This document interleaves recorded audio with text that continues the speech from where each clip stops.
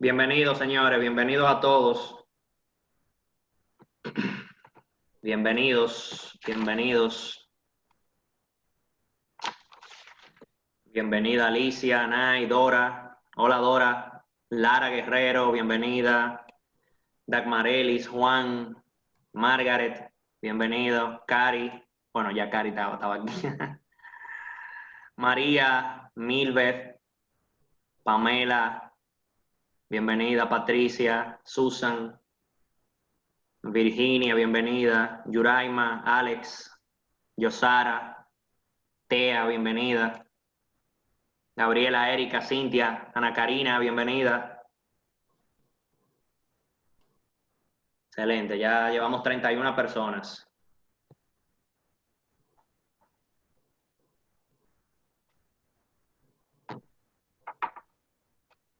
Bienvenidos a todos.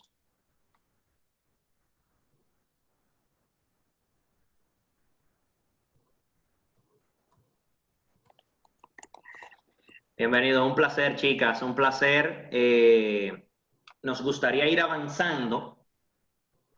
Si se pueden presentar antes de comenzar, para así irnos conociendo en esta aula virtual, su nombre y a qué se dedica, básicamente, o sea, dónde trabajan o a qué se dedican.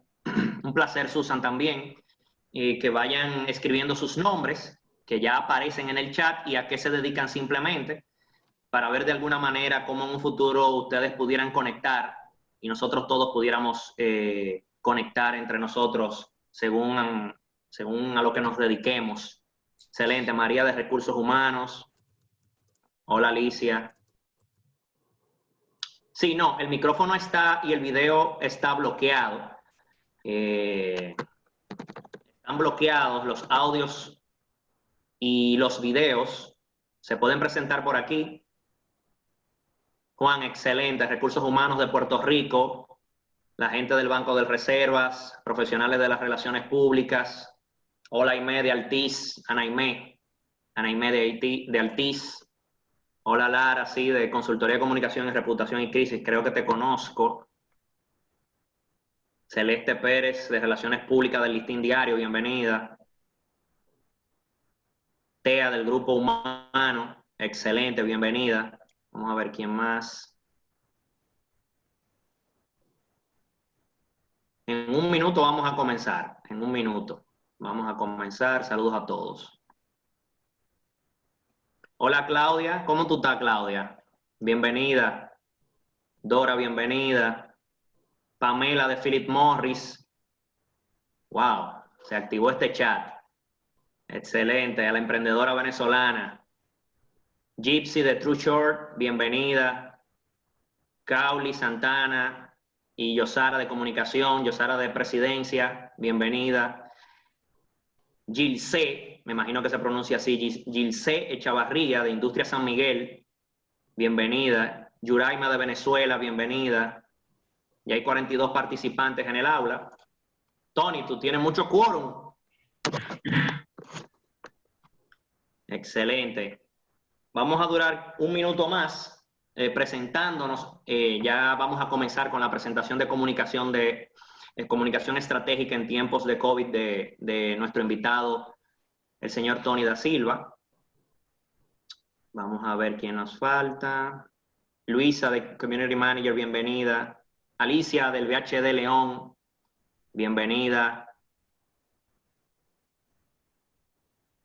Susan, creo que soy cliente tuyo de Charo, bienvenida. Dagmarelis de Baxter, Zona Franca, bienvenida. Águeda Morón, consultora, bienvenida. Virgilia Castillo de Presidencia, Dirección de Información y Análisis. Zair Chaín de Banco Popular, bienvenidos todos. Bueno, yo creo que ya los mencioné a todos. Y Nelson Ortiz de Industria San Miguel. Bienvenidos, buenas noches a todos. Vamos a comenzar con este maravilloso grupo de más de 40 personas que tenemos aquí.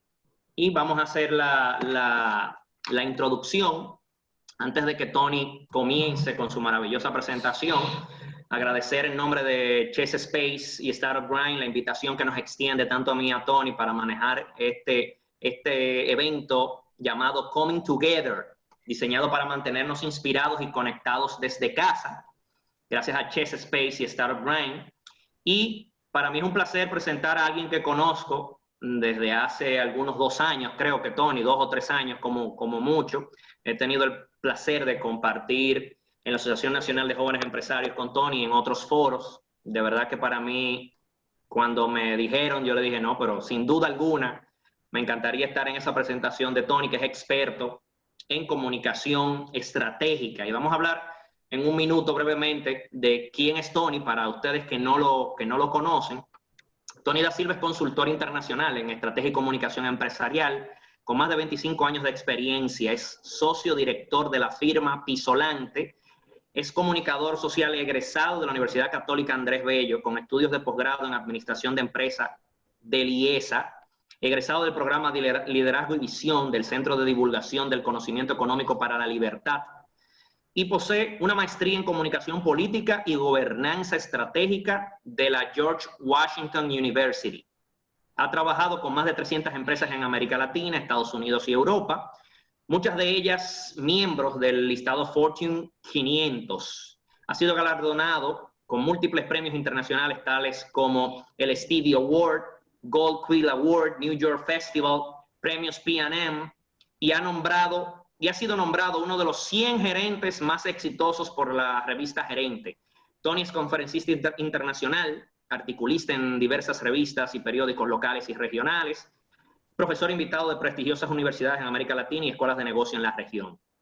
De verdad, un honor presentar un hombre de la talla de Tony da Silva. Y señores, vamos a comenzar. Buenas noches a todos. Bienvenida Cintia, que te acabas de agregar, de Grupo Humano. Favor, hagan sus preguntas, señores, por esta vía. Ya que tenemos los micrófonos y los videos censurados para lograr ser más eficiente, vayan colocando sus preguntas y la iremos respondiendo y administrando a medida de que la vayamos viendo en el orden que la postearon. Entonces, favor, en el chat es la vía para hacer sus preguntas. Entonces ya vamos a comenzar. Ya todos nos presentamos, está ahí en el chat. Bienvenida a todas las mujeres y hombres de distintas empresas y distintos países y del sector público y del sector privado que están presentes con nosotros esta noche. Tony, el escenario es tuyo. Muchísimas gracias. Muchas gracias, Emanuel. Bueno, buenas noches formalmente para todos. Gracias por acompañarnos, Emanuel. Un gusto verte nuevamente. Ciertamente hemos compartido en distintos escenarios y siempre es un gusto enorme poder compartir contigo. Gracias a todos por tomar este rato para conversar de un tema. Además, por lo que escuché, bueno, pues hay grandes colegas que están conectados, cosa que les agradezco mucho. Lara Guerrero, Yuraima Mercado, en fin.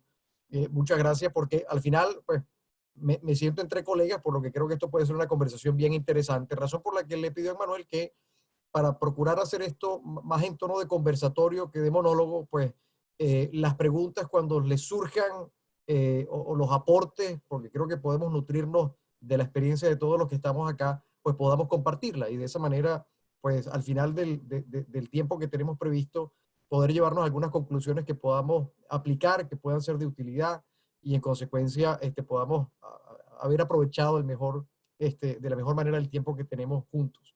Así que nuevamente muchísimas gracias. Bien, un poco la invitación que gentilmente me ha hecho Chess Space, cosa que les agradezco mucho, y a Startup Grind, es un poquito compartir el tema de comunicación estratégica en tiempos de crisis, ¿no? Y es un tema muy amplio, por lo que he tratado de comprimirlo a algunos elementos que son fundamentales, pero considerando que la comunicación al final es una herramienta. En consecuencia, quiero compartir con ustedes un tanto más de manejo de situaciones de crisis que conlleva una parte importante del trabajo en el ámbito comunicacional, pero que no está desvinculado del manejo de una circunstancia compleja. En consecuencia, quiero compartir con ustedes algunos elementos desde esa perspectiva y luego conectarlo con el tema comunicacional. Fundamentalmente porque la comunicación siempre va a estar supeditada a la estrategia cuando se trata efectivamente de manejo de crisis. Y no podemos olvidar que la comunicación estratégica es estratégica per se porque tiene un objetivo. ¿Ok? Entonces, bueno, vamos a conversar un poquito de cuál es el objetivo de la comunicación durante una situación de crisis desde la perspectiva empresarial, desde la perspectiva organizacional, que es donde yo me desempeño. ¿Ok? Podemos transponer eso al sector público, también es posible. Al final las instituciones del sector público pues también tienen estructuras de gobierno similares al sector privado, y en consecuencia requieren. Otra cosa es la comunicación gubernamental para situaciones de crisis, donde hay algunos elementos que aplican, no necesariamente todos. Pero para ilustrarnos un poquito y comenzar un poquito este tema, déjenme ver si esto avanza, porque creo que está como congelado.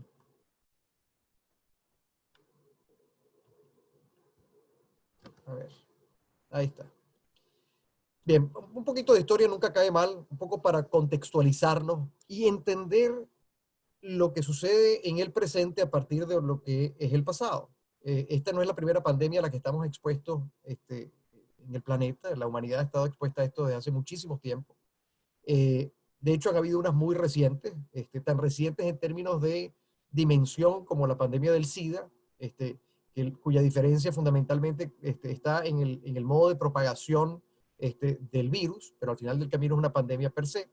Y hemos tenido una serie de circunstancias en los últimos 15 años que nos ha mantenido este riesgo latente conviviendo con nosotros. En el pasado habíamos podido de alguna manera mitigar los efectos de los brotes. Yo particularmente, por ejemplo, fui víctima del H1N1 en su momento, cosa que es muy desagradable, pero logramos superar eso relativamente bien, sin mayores traumas. Con, con la lamentable conclusión de aparentemente no haber aprendido mucho del proceso. ¿Okay? Y ese es probablemente uno de los riesgos más importantes que tiene toda crisis para una organización, en este caso para el planeta, y tiene que ver con la capacidad que tenga para aprender de ello y realmente tomar medidas que procuren evitar que una situación similar se produzca en el futuro. Lo más reciente que tuvimos, y yo lo recuerdo porque estaba trabajando para una gran corporación de orden global, precisamente trabajando en los temas de continuidad de negocio y manejo de crisis para los escenarios que comenzaron a preverse con el swine flu, con la gripe aviar, el H5N1. Y fui a dar a Europa, a Croacia, a sitios muy lejanos de nuestro Caribe, fundamentalmente para estructurar procesos de prevención y para estructurar con base a esos escenarios, bueno, cuáles serían las decisiones que hay que tomar en una organización para hacerle frente a una situación pandémica, con lo que significa eso en términos de impacto justamente para el negocio, en términos de continuidad de negocio, que es fundamentalmente en lo que todos estamos de una u otra forma trabajando en este momento. Entonces, este hecho reiterado hace que en prácticamente todos los mapas de riesgo, este riesgo estuviese presente, pero cuando se levantan riesgos, generalmente las organizaciones los miden, como todas ellas, por la vía del impacto y la probabilidad. Entonces uno puede prever que la pandemia va a tener un impacto muy alto, va a depender mucho, bueno, del tipo de virus, del modo de propagación, de múltiples variables, pero al mismo tiempo se calcula la probabilidad. Y lo que sucedió fue que a partir de esas pandemias previas, perdón, de esos brotes previos que no se hicieron pandemia, es que la probabilidad comenzó a bajar. Y al comenzó a bajar, el sector empresarial particularmente, y los gobiernos, por supuesto, comenzaron a relajarse. Ese relajamiento incluso llegó al sector farmacéutico, que de hecho suspendió la investigación para la realización de vacunas, fundamentalmente porque no había quien la financiara, porque no era una prioridad. Veíamos la probabilidad como algo tan lejano, tan poco probable, que pues simplemente se abandonó. ¿Qué pasa? Esto nos toma por sorpresa, nos toma de forma repentina, y digo que es repentina porque en manejo de crisis sabemos que los riesgos, el gran porcentaje de las crisis provienen de esos riesgos que son previsibles, que están mapeados, que sabemos que convivimos con ellos, que están latentes y que falta solamente un detonante para que efectivamente eso pues estalle. En este caso, el porcentaje para ese tipo de crisis es casi del 86%. Y apenas un 14% son los denominados actos de Dios, cosas que en efecto son cosas que nos toman por sorpresa. Esto nos toma por sorpresa sin ser una sorpresa. En consecuencia, esa falta de preparación, esa falta de prevención es probablemente la causa más importante por la cual nosotros nos hemos visto en esta dolorosa situación particularmente en el marco de lo sanitario, para atender las circunstancias y sobrepasados porque no están las infraestructuras preparadas para ello. Entonces, cuando nos referimos a la historia y nos vamos un poquito a entender, bueno, ¿por qué nos pasa esto? ¿Por qué las empresas no están preparadas apropiadamente para ello? ¿Por qué los gobiernos no están preparados? Que además son los primeros responsables porque solamente el sistema sanitario, el sistema de salud pública va a ser capaz efectivamente de atender una situación como esta. El sector privado puede apoyar, puede contribuir, pero no está preparado, ni es su función, desde el punto de vista epidemiológico, el atender una circunstancia como esta. En consecuencia, de lo que se trata para las empresas este momento es de un manejo de crisis que conlleva un apartado comunicacional de crisis muy importante, pero que tienen que comenzar entonces a tomar decisiones, tienen que efectivamente entender cuáles son sus riesgos directamente vinculados a su sector, tienen que establecer una serie de escenarios en función de la naturaleza de su ámbito de trabajo y en consecuencia tienen que procurar efectivamente comunicar eso de la mejor forma posible. Entonces, esa combinación entre el manejo de crisis y la comunicación de crisis es lo que termina efectivamente haciendo un plan que sea consistente, que permita que las empresas respondan de la manera más adecuada. ¿Y cuál es el objetivo que uno persigue cuando comienza a trabajar en manejo de crisis? Y para eso utiliza la comunicación como herramienta, fundamentalmente para salvaguardar a la empresa. Es decir, la sobrevivencia. La última portada de The Economist me pareció genial, por ahí la posteé porque es un leopardo cuyas pintas negras son el coronavirus, ¿no? Y habla fundamentalmente de eso, de la sobrevivencia, cómo todos estamos en este momento en modo de sobrevivencia, donde el objetivo fundamental de los cuerpos directivos de las empresas es tomar decisiones para salvaguardar la integridad de la compañía. ¿Cómo hacen eso? Bueno, utilizando como un elemento clave la comunicación, porque la comunicación es el aceite que permite lubricar la maquinaria, es lo que permite abrir y darle viabilidad a las decisiones gerenciales para poder tener margen de maniobra con la menor resistencia posible. Siempre va a haber resistencia a la hora de manejar una crisis. Esa resistencia puede venir de cualquier grupo de interés o stakeholder interesado en la organización, bien sea interna o externa. En consecuencia, el trabajo va a estar en reducir esa resistencia lo más que se pueda para tener margen de maniobra. Entonces, viabilizar esas decisiones va a ser crítico y entre tanto tengo que asegurar que efectivamente eso se haga a la vez que se fortalece la reputación y el liderazgo de la reputación de la empresa y el liderazgo de quienes dirigen la organización, ¿okay? Para generar confianza, para ganar credibilidad, de manera tal efectivamente de lograr ese objetivo. Eso, por cierto, está directamente vinculada con que la empresa pueda seguir existiendo, que la empresa pueda seguir cumpliendo su rol, que pueda continuar sirviendo, satisfaciendo las necesidades de los productos que ella pues, atiende en la sociedad, y que lo hagan desde la perspectiva, para aquellas empresas que lo tienen claramente definido, de lo que supone su propósito, de lo que es su misión, de lo que es su visión de empresa y lo que son sus valores. Entonces, esto que es un objetivo muy ambicioso, solamente es posible lograrlo en la medida en que la organización está preparada, en la medida en que tiene las herramientas apropiadas, en la manera en que está adecuada para tomar las decisiones que corresponden en función de un equipo de trabajo que sabe hacerlo, porque lo ha practicado antes y sabe trabajar en equipo para lograr resultados en muy corto periodo de tiempo, porque el enemigo número uno que tiene el manejo de crisis es el tiempo. La velocidad es un factor crítico de éxito y para tomar decisiones muy rápidas hay que estar no solamente muy bien preparado con anticipación, sino hay que ser muy ágil en la capacidad de integrar a las personas para tomar decisiones. Entonces, que es un objetivo, repito, bien ambicioso, solamente se logra sobre la base de un equipo bien preparado para ello. Esa forma de lograr el objetivo depende de unas premisas que son críticas. Y aquí les comparto algunas que aplican en este momento para toda organización, entendiendo el momento, entendiendo lo que la organización tiene que prever y en consecuencia cómo articula su estrategia para darle respuesta a las necesidades que tiene su gente, a las necesidades que tiene el mercado, a las necesidades que tienen sus audiencias críticas porque inciden en la capacidad operativa futura de la compañía. Y para todo eso yo necesito establecer puentes de comunicación que me permitan llegar a esas audiencias, reducir la resistencia, lograr objetivos concretos en función de la naturaleza de la relación y en consecuencia, bueno, pues darle estabilidad a la organización. Una estabilidad que ciertamente es precaria cuando hablamos de crisis, pero necesaria en términos de conseguir el equilibrio, el mínimo equilibrio requerido para poder sobrellevar las circunstancias y sobrepasar la situación.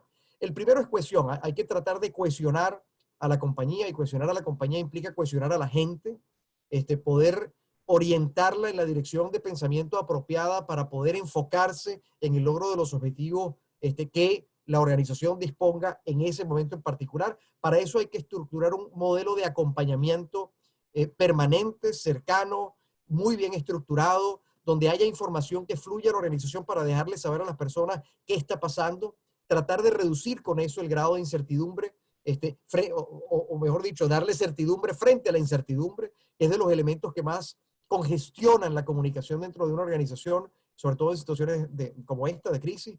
Hay que tratar de darle un sentido a la misión de la organización para que todos comprendamos por qué estamos haciendo lo que estamos haciendo en un momento como este, de qué depende que nosotros podamos efectivamente salir de esto a partir de las variables que sí están dentro de nuestro control. Hay variables que no controlamos, que no podemos controlar, y tenemos que concentrarnos efectivamente en aquellas que sí podemos controlar o aquellas sobre las que podemos influir para tratar de modificar la realidad que nos afecta, que nos impacta. Entonces, este elemento de cohesión es bien importante. Esto tiene que ver, si me permite un ejemplo, y confieso, tal vez no es de los mejores, pero es el que me viene a la cabeza ahora, que tiene que ver con el mundo de lo bélico.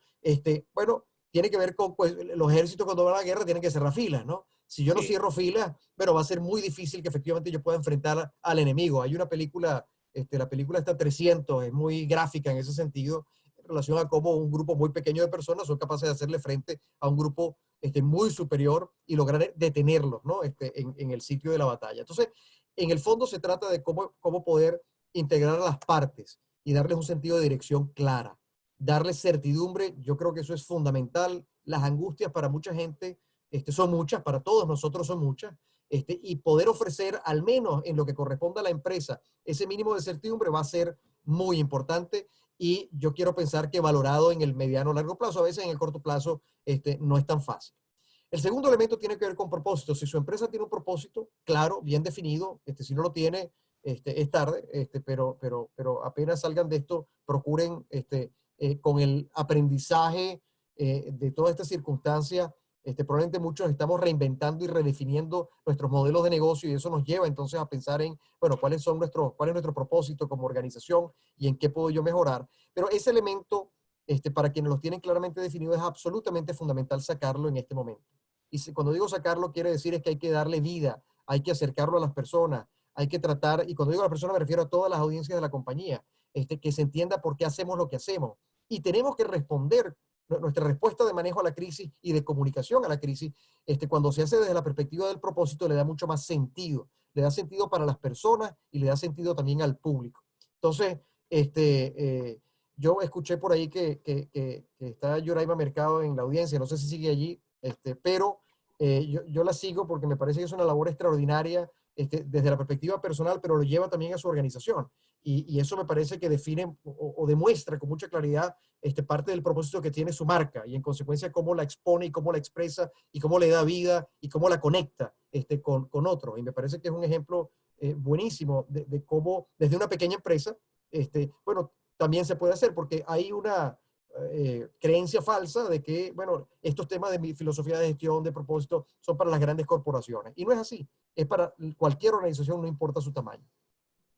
El otro punto que es fundamental es alineación y velocidad de respuesta. La capacidad de análisis que tiene la organización, y aquí entra el tema del equipo de comunicaciones con una tarea crítica, fundamental, a veces, por cierto, muy subvalorada, que tiene que ver con la capacidad de recoger información, procesar información, analizarla y convertirla en materia de inteligencia.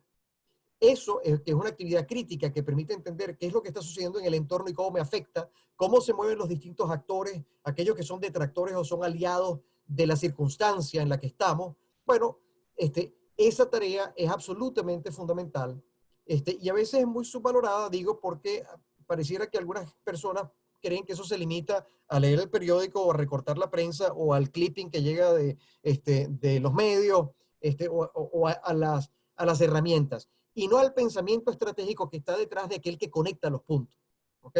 Uno recibe información, de distintas fuentes, y la capacidad de análisis consiste en poder conectar esos puntos. Yo no sé si ustedes lo recordarán, yo cuando estaba pequeño vendían unas libretas, las canas no me dejan mentir, ¿no? Pero había una libretica que tenía puntos numerados, y cuando tú ibas de un punto al otro siguiendo la numeración, aparecía la figura, ¿no? Aparecía el muñeco, lo que fuese la figura, el barco, el carro, lo que fuera. Bueno, así sucede en estos casos. Tú tomas información, la conectas, y cuando la conectas bien, si se sabes conectar bien, vas a poder efectivamente tener, bueno, una clara fotografía de lo que está sucediendo, que te va a permitir tomar mejores decisiones, que te va a permitir moldear la estrategia en función de tus necesidades, y que te va a dar mayores probabilidades de éxito, de resolución de tu situación de crisis. Entonces, ese es un tema crítico, porque la capacidad de análisis va a ser un tema fundamental. La disponibilidad de información por igual. Yo necesito recuperar información. Miren, por lo menos en mi experiencia, una de las grandes fallas que tienen todas las organizaciones, y yo he trabajado con organizaciones gigantes, cuyos nombres obviamente me tengo que reservar por confidencialidad, pero ustedes se sorprenderían de cosas que uno pensaría desde afuera que están absolutamente resueltas, porque imagínate, una empresa que tiene este nombre y este tamaño, ¿cómo Sí, puede ser que no tenga resuelto esto o aquello? Bueno, amigos, se sorprenderían de las cosas que yo he visto. Pero empresas que de pronto entran en una situación de crisis y no hay manera de saber, porque no tienen los canales habilitados para poder disponer de información oportuna desde la fuente, cuando la fuente incluso a veces son ellos mismos. Entonces, el que yo no sepa qué está pasando en mi organización, qué es lo que está sucediendo, qué sucede afuera y de dónde yo tomo además fuentes que pueda yo cruzar para asegurar la veracidad de la información, sobre todo en estos tiempos de fake news, es absolutamente crítico. Eso es indispensable. Pero es que resulta que eso amerita una tarea previa que hace que yo tenga que tener los puentes colocados, los canales abiertos, que tenga que tener el proceso sistematizado, y eso toma tiempo, toma esfuerzo, necesita gente para eso, dependiendo del tamaño, obviamente, de la organización. El tercer elemento importante allí es el establecimiento de una mesa situacional. Y yo establezco una diferencia entre el comité de crisis y la mesa situacional, porque ustedes saben bien que cuando una crisis estalla en una organización, la organización tiene que hacer dos cosas, a menos que la crisis sea, como en este caso, absolutamente paralizante, porque paraliza las operaciones para muchos. Entonces ahí uno podría integrar esas dos figuras. Pero cuando la crisis no paraliza la totalidad del negocio, bueno, alguien tiene que ocuparse de seguir operando el negocio, y alguien tiene que ocuparse, cuando digo alguien me refiero al grupo de personas determinado para ello, a poder manejar la crisis. Y esas dos instancias tienen que estar en permanente comunicación entre sí. Entonces, cuando hablamos, por cierto, paréntesis, de la comunicación de crisis, la comunicación de crisis abarca muchos ámbitos, abarca la comunicación de la organización como institución hacia el mercado, pero también es la comunicación entre los individuos, entre los grupos de trabajo, dentro de la propia organización. Y eso es tan importante como lo otro, porque de esa buena o mala comunicación depende muchas de las decisiones y mucho de lo que luego efectivamente vamos a exponer hacia afuera. Entonces, ese es un elemento que no podemos perder de vista. ¿Qué es la mesa situacional? La mesa donde la disponibilidad de información y la capacidad de análisis se juntan, se discute, se llega a conclusiones, y a partir de ahí el comité de crisis toma decisiones. Porque el comité de crisis tiene que traducir esa información, ¿ok?, en las decisiones operativas, legales, logísticas, que acompañan el manejo de crisis. Así como está el elemento comunicacional, bueno, la crisis se compone de distintas aristas que tienen que ser evaluadas y decisiones que tienen que ser tomadas en distintos ámbitos. Entonces, el comité de crisis tiene esa responsabilidad, la responsabilidad de ver la situación desde todas esas aristas, y en consecuencia tomar decisiones. Ahora, es grave cuando pasan estas dos cosas a modo de ejemplo. Una, cuando en la situación de crisis, el comité de crisis, perdón, no está sentada la gente de comunicaciones, o la gente de sostenibilidad, o la gente de responsabilidad social, que suelen ser, lamentablemente, en muchos casos, más de lo que se imaginan, ausentes de la mesa de toma de decisiones. Se quedan como un proveedor de servicio desde afuera para entregar información al comité de crisis, que a veces ni siquiera en organizaciones lo llaman así. A veces el consejo directivo se convierte en el comité de crisis, o el comité ejecutivo se convierte en el comité de crisis. Y eso no necesariamente es correcto, porque si ese equipo no ha tenido la preparación previa para trabajar bajo una situación de alta presión, de mucha presión, como comité de crisis, bueno, muy probablemente la dinámica de trabajo no va a ser la mejor, y en consecuencia la calidad de las decisiones tampoco. Entonces, es muy importante que comunicaciones esté sentada en el comité de crisis, tenga un asiento en esa mesa, porque, y aquí viene una parte que es sustantiva de todo lo que hablemos hoy, yo hablo mucho cuando me entusiasmo, entonces Emanuel sabrá ponerme los límites del tiempo. Así que porfa, Emanuel, me avisa. Tranquilo, Pero tranquilo, dale para allá. el comité de crisis o la persona en el comité de crisis tiene una tarea fundamental, que es que desde la perspectiva comunicacional, recordando o bajo la premisa de que todo lo que nosotros hacemos comunica un mensaje, toda decisión que nosotros tomamos comunica un mensaje, toda decisión en consecuencia tiene que pasar por el tamiz de la comunicación para asegurarnos de que la interpretación sea lo más cercano a lo que nosotros queremos que sea.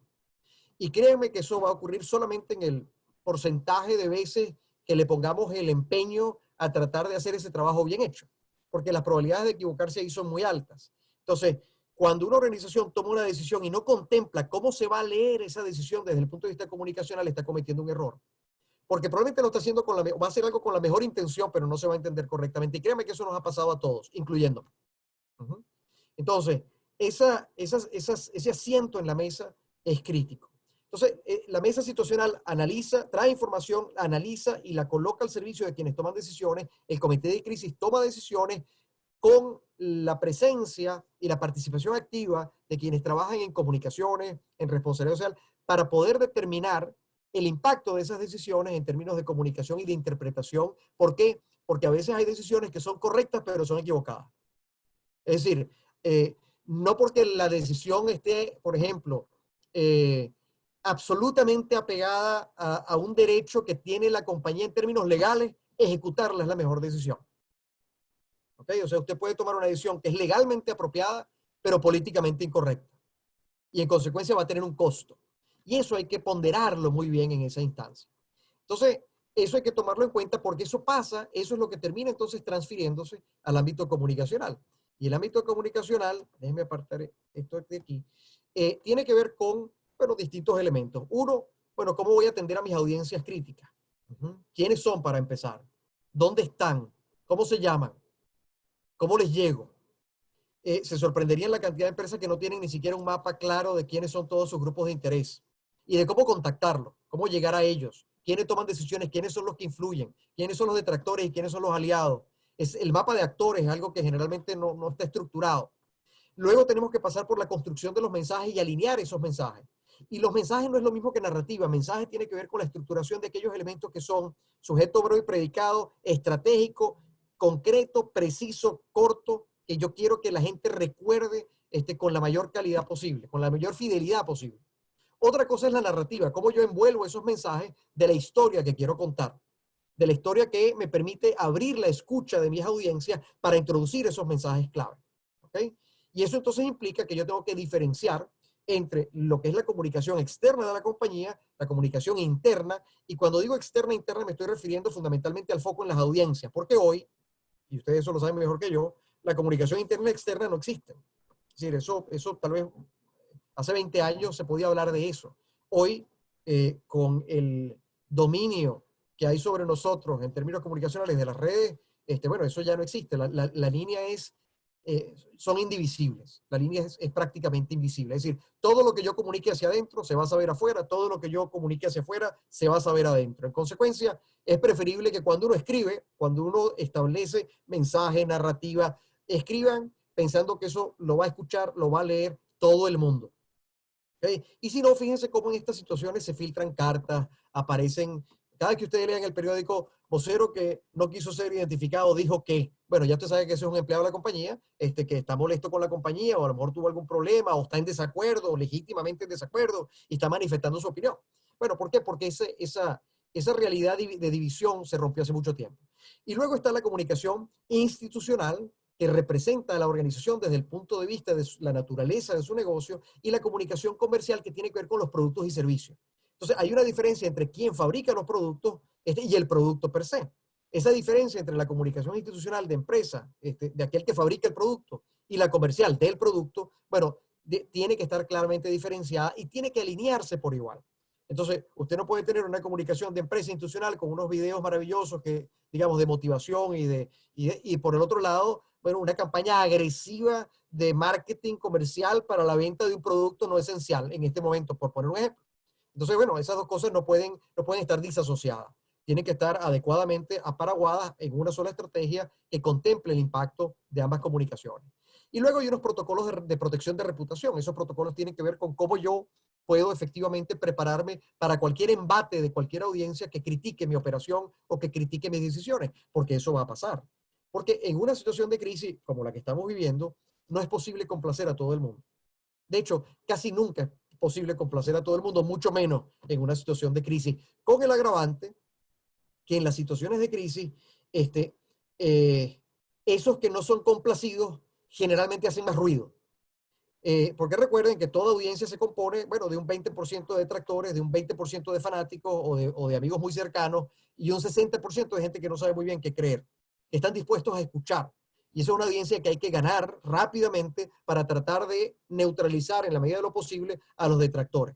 O por lo menos que el balance juegue a favor de la organización. Entonces, esos protocolos de protección tienen que ver con capacidad de respuesta, con inmediatez, con el hecho de tener mis posiciones preparadas con anticipación y en consecuencia poder colocarlas cuando son necesarias. Porque todo eso apunta a un elemento que es proteger la reputación de la compañía. La reputación es el intangible más valioso que tiene una organización. Es el activo intangible más valioso. Entonces, nosotros vamos a poder preservar nuestra reputación en una situación como esta, por ejemplo, en la medida en que seamos consistentes con nuestra trayectoria. Si somos consistentes con la manera en que nosotros hemos ganado esa reputación en el tiempo, pues nuestra reputación se va a mantener protegida. Si no lo somos, va a ser una gran sorpresa muy frustrante para mucha gente.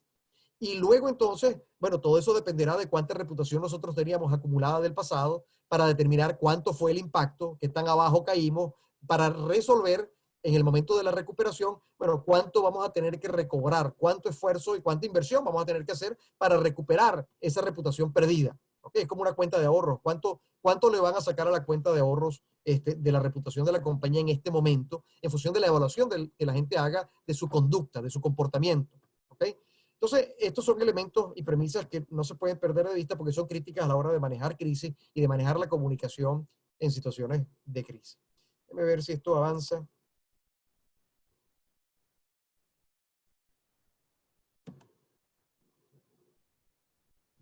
Seguramente estoy haciendo algo yo mal, pero vamos a ver, aquí está. Okay. Recuerden, señores, ir haciendo sus preguntas, que la vamos a ir manejando interactivamente, como indicó Tony. Hagan sus preguntas. Ya tenemos una, Tony. Vamos a dejar que avances un poquito más para... No, pero lánzale de una vez. Les digo por qué. Porque hay un tema, bueno, por lo menos es la manera que a mí me gusta cuando comparto en este tipo de escenarios. La pregunta tiene un sentido de oportunidad. Si dejamos pasar la oportunidad, entonces probablemente después o no la recordamos o es más difícil insertarla en el marco de la dinámica de la conversación. Entonces, adelante. Muy válido, Tony. La pregunta es de Víctor Hilario.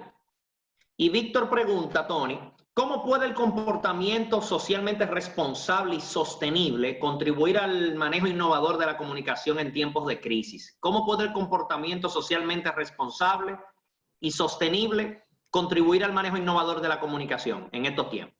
Bueno, yo creo que Víctor nos puede responder mejor su propia pregunta porque él es un experto en el tema. Pero te doy mi opinión, Víctor. Yo creo que, a ver, el comportamiento socialmente responsable es piedra angular de la buena comunicación, ¿no? ¿Por qué?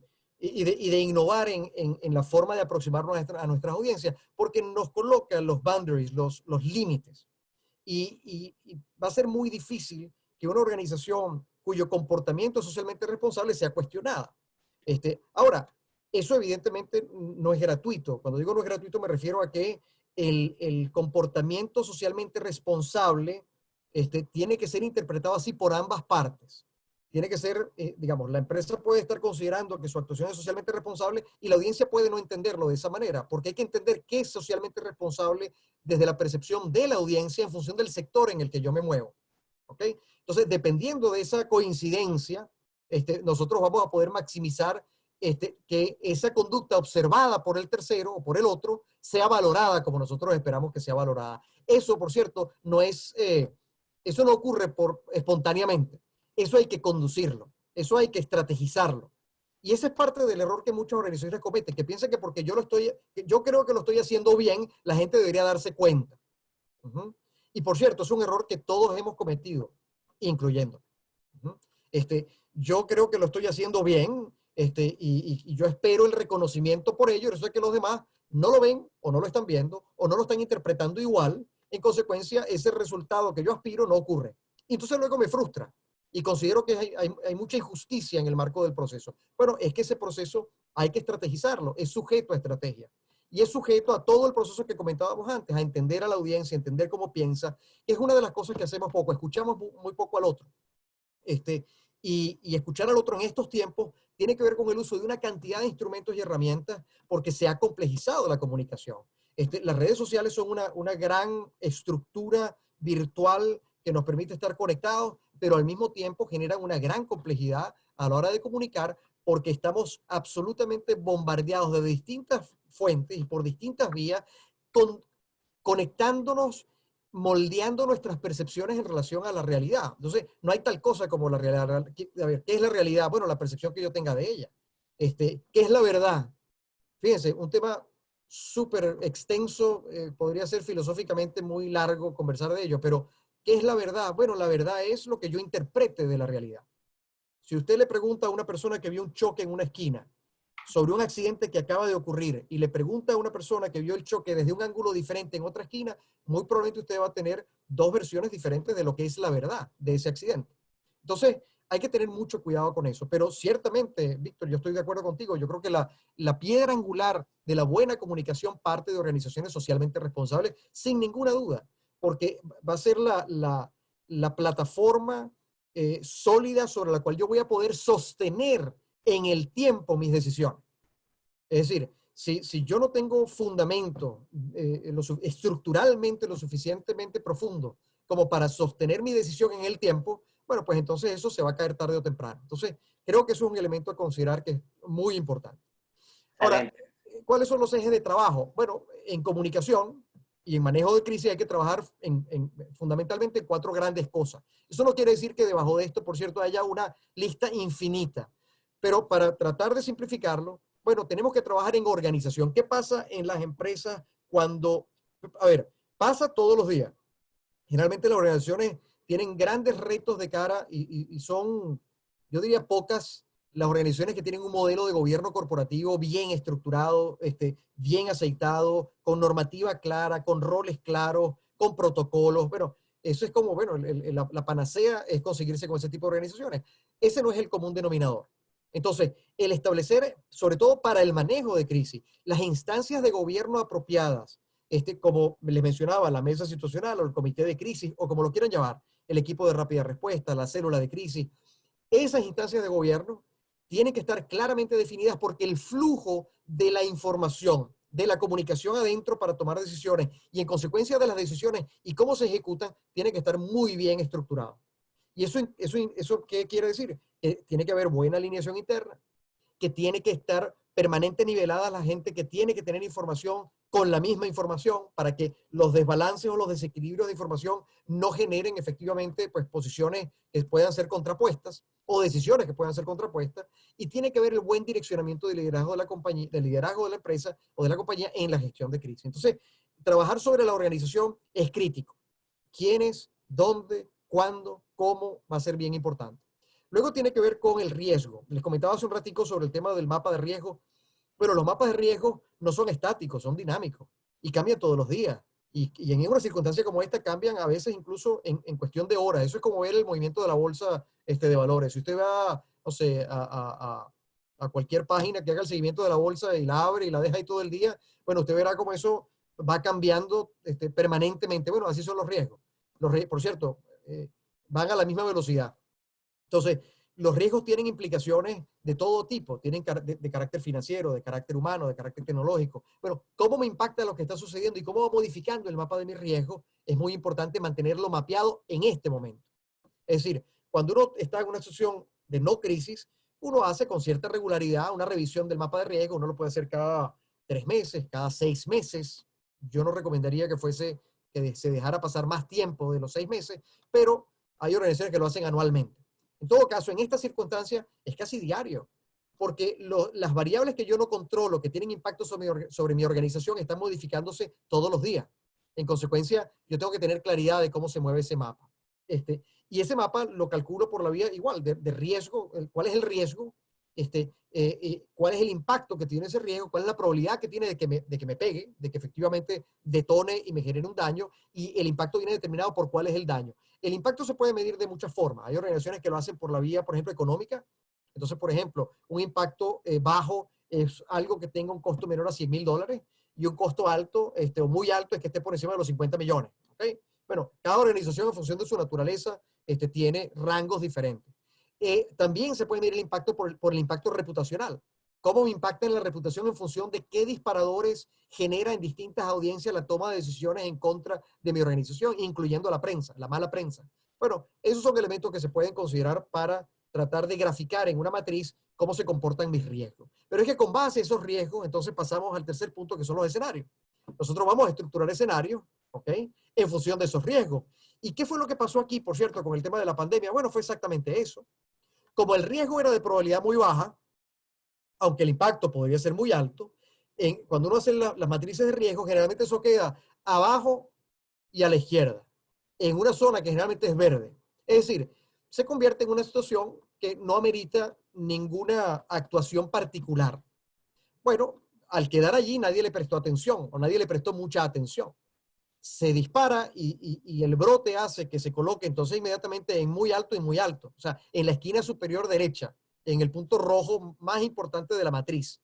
Bueno, ya ahí es muy tarde. Entonces, cuando uno establece el mapa, puede entonces tomar y decir, que es lo que suele suceder, las organizaciones toman los escenarios más inminentes, los que tienen muy alta o alta probabilidad y los que tienen un alto, muy alto impacto. Entonces, sobre eso es que se trabajan protocolos de actuación para que la empresa tenga cómo reaccionar muy rápidamente. Sobre los otros, bueno, hay mitigación, hay lo que se denomina gestión de issues o gerencia de issues, porque como ustedes saben, nosotros ahorita estamos, y vale la pena comentarlo, estamos en la fase aguda de esta crisis. O sea, nosotros en este momento tenemos apendicitis, ¿no? Y tenemos que operarnos de emergencia y tenemos entonces, bueno, que procurar salvar la vida, ¿ok? Pero es que luego vamos a tener que vivir con el COVID-19 como una enfermedad crónica, ¿ok? O sea, eso va a permanecer con nosotros indistintamente de lo que hagamos, salvo que tengamos una vacuna que ocurra como con la viruela, que efectivamente logramos erradicarla. Entonces, si efectivamente eso ocurre, y ocurrirá, según todos los analistas y el mundo de la ciencia, dice que eso no va a ocurrir hasta finales del año que viene. Entonces, si es que efectivamente eso ocurre, nosotros vamos a vivir una buena cantidad de tiempo conviviendo con esto bajo un esquema crónico. Eso quiere decir que efectivamente hay cosas que van a cambiar y van a permanecer al menos durante ese periodo de tiempo. ¿Okay? Entonces, bajo ese escenario, ¿cuáles son los protocolos que yo tengo que implementar? ¿Cuáles son los protocolos de actuación de mi empresa que vienen derivados de ese riesgo ya activado, porque ya no es latente, ya está activo? ¿Okay? Y cómo afecta por ámbitos en los distintos sectores en los que yo me muevo como empresa. Porque de esos riesgos a los escenarios nos vamos entonces a cómo establecemos la aproximación. Y la aproximación tiene que ver con la estrategia de comunicación multiaudiencia que yo voy a utilizar para llegarle a cada grupo de interés, para poder manejar y maniobrar sobre la base del escenario que tengo planteado en función de cómo una audiencia tiene impacto negativo o cómo tengo otra que tiene impacto positivo sobre mi operación y me ayuda a la sobrevivencia, a salvaguardar la integridad de la empresa y su gente. ¿Ok? Entonces, estos ejes de trabajo son los que todo el que trabaja en gestión de crisis o en manejo de crisis tiene que considerar. Entonces, les comento esto porque la comunicación es un elemento que es omnipresente en todo esto, ¿ok? Pero donde hay mucho trabajo que tiene que ver con estructura, con estrategia, que tiene que ver con análisis, que entonces deriva efectivamente, fíjense, todo ese trabajo para que al final eso termine en un papel de posición. Entonces, a mí me da mucha risa porque hay veces organizaciones que te llaman y te dicen, bueno, necesitamos un papel de posición para este problema para mañana. Y le digo, bueno, muy bien. Ahora, para poder hacer eso, hay que echar la película para atrás y entender efectivamente todo esto. Hay que entender todo lo que la organización ha hecho o ha dejado de hacer para poder darle el piso firme que requiere ese papel de posición o, más simplificadamente, esa nota de prensa que quiere emitir o esa reunión que quieres procurar con el ministerio tal o con la comisión de alto nivel que preside tal o cual persona, en fin, la audiencia que sea. Entonces, esos son elementos sobre los que se trabaja permanentemente, porque todo esto es dinámico, esto está en efervescencia y hay que estar efectivamente trabajando permanentemente en ver su cambio. ¿Qué nos pasó aquí? Bueno, nos pasó que nosotros fuimos, nos saltamos, pasamos por Go y no cobramos 200, como en el monopolio, y nos fuimos directo a la contención de daño. Toda crisis tiene una fase muy, digamos, muy básicas, pero son así. Hay un antes, hay un durante y un después.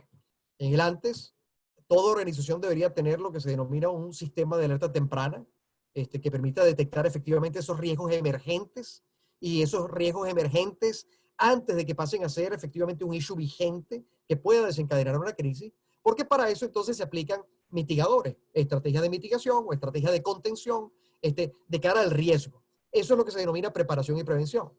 Ahora, nosotros nos fuimos directo al durante, porque esto estalló y nos quedó a todos la tarea de contener el daño que la circunstancia tenía sobre nuestras organizaciones. Es decir, nos pusimos los trajes de bomberos y tuvimos que salir a hacerle frente a esta circunstancia. Ahora, después de esto, ¿qué va a pasar? Porque, como dice mi socio, llueve pero escampa, ¿verdad? Bueno, pues llegará el momento en que escampe y pasaremos efectivamente a la siguiente etapa, que es procurar normalizar las actividades. De hecho, ya en algunos países, y hay un material que a través de Manuel se los puedo compartir. Hay todo un estudio científico hecho sobre una organización que se llama DDI, que ha calculado a partir de una cantidad de fórmulas ecuaciones cuáles son las fechas probables con 3 escenarios diferentes, país por país, para restablecer la normalización de actividades, o por lo menos el inicio de ello en cada uno. Lo que se plantea, por ejemplo, para República Dominicana, si la memoria no me falla, está por mediados de julio. Por lo menos en ese análisis, en el escenario intermedio. Creo que un poquito antes, creo que para junio, para el escenario más optimista.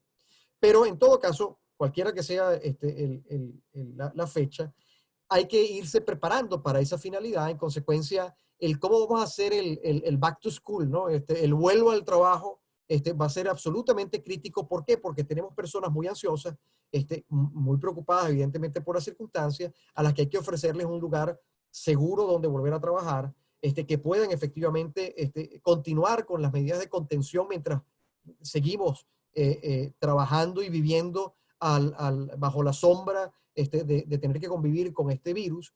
Y en consecuencia, ahí hay toda una estrategia que hay que desencadenar en la organización para procurar que la normalización de actividades pueda llevarse a cabo exitosamente y que podamos efectivamente recobrar la capacidad operativa, por lo menos un alto porcentaje de nuestras empresas. Esa no va a ser tarea fácil.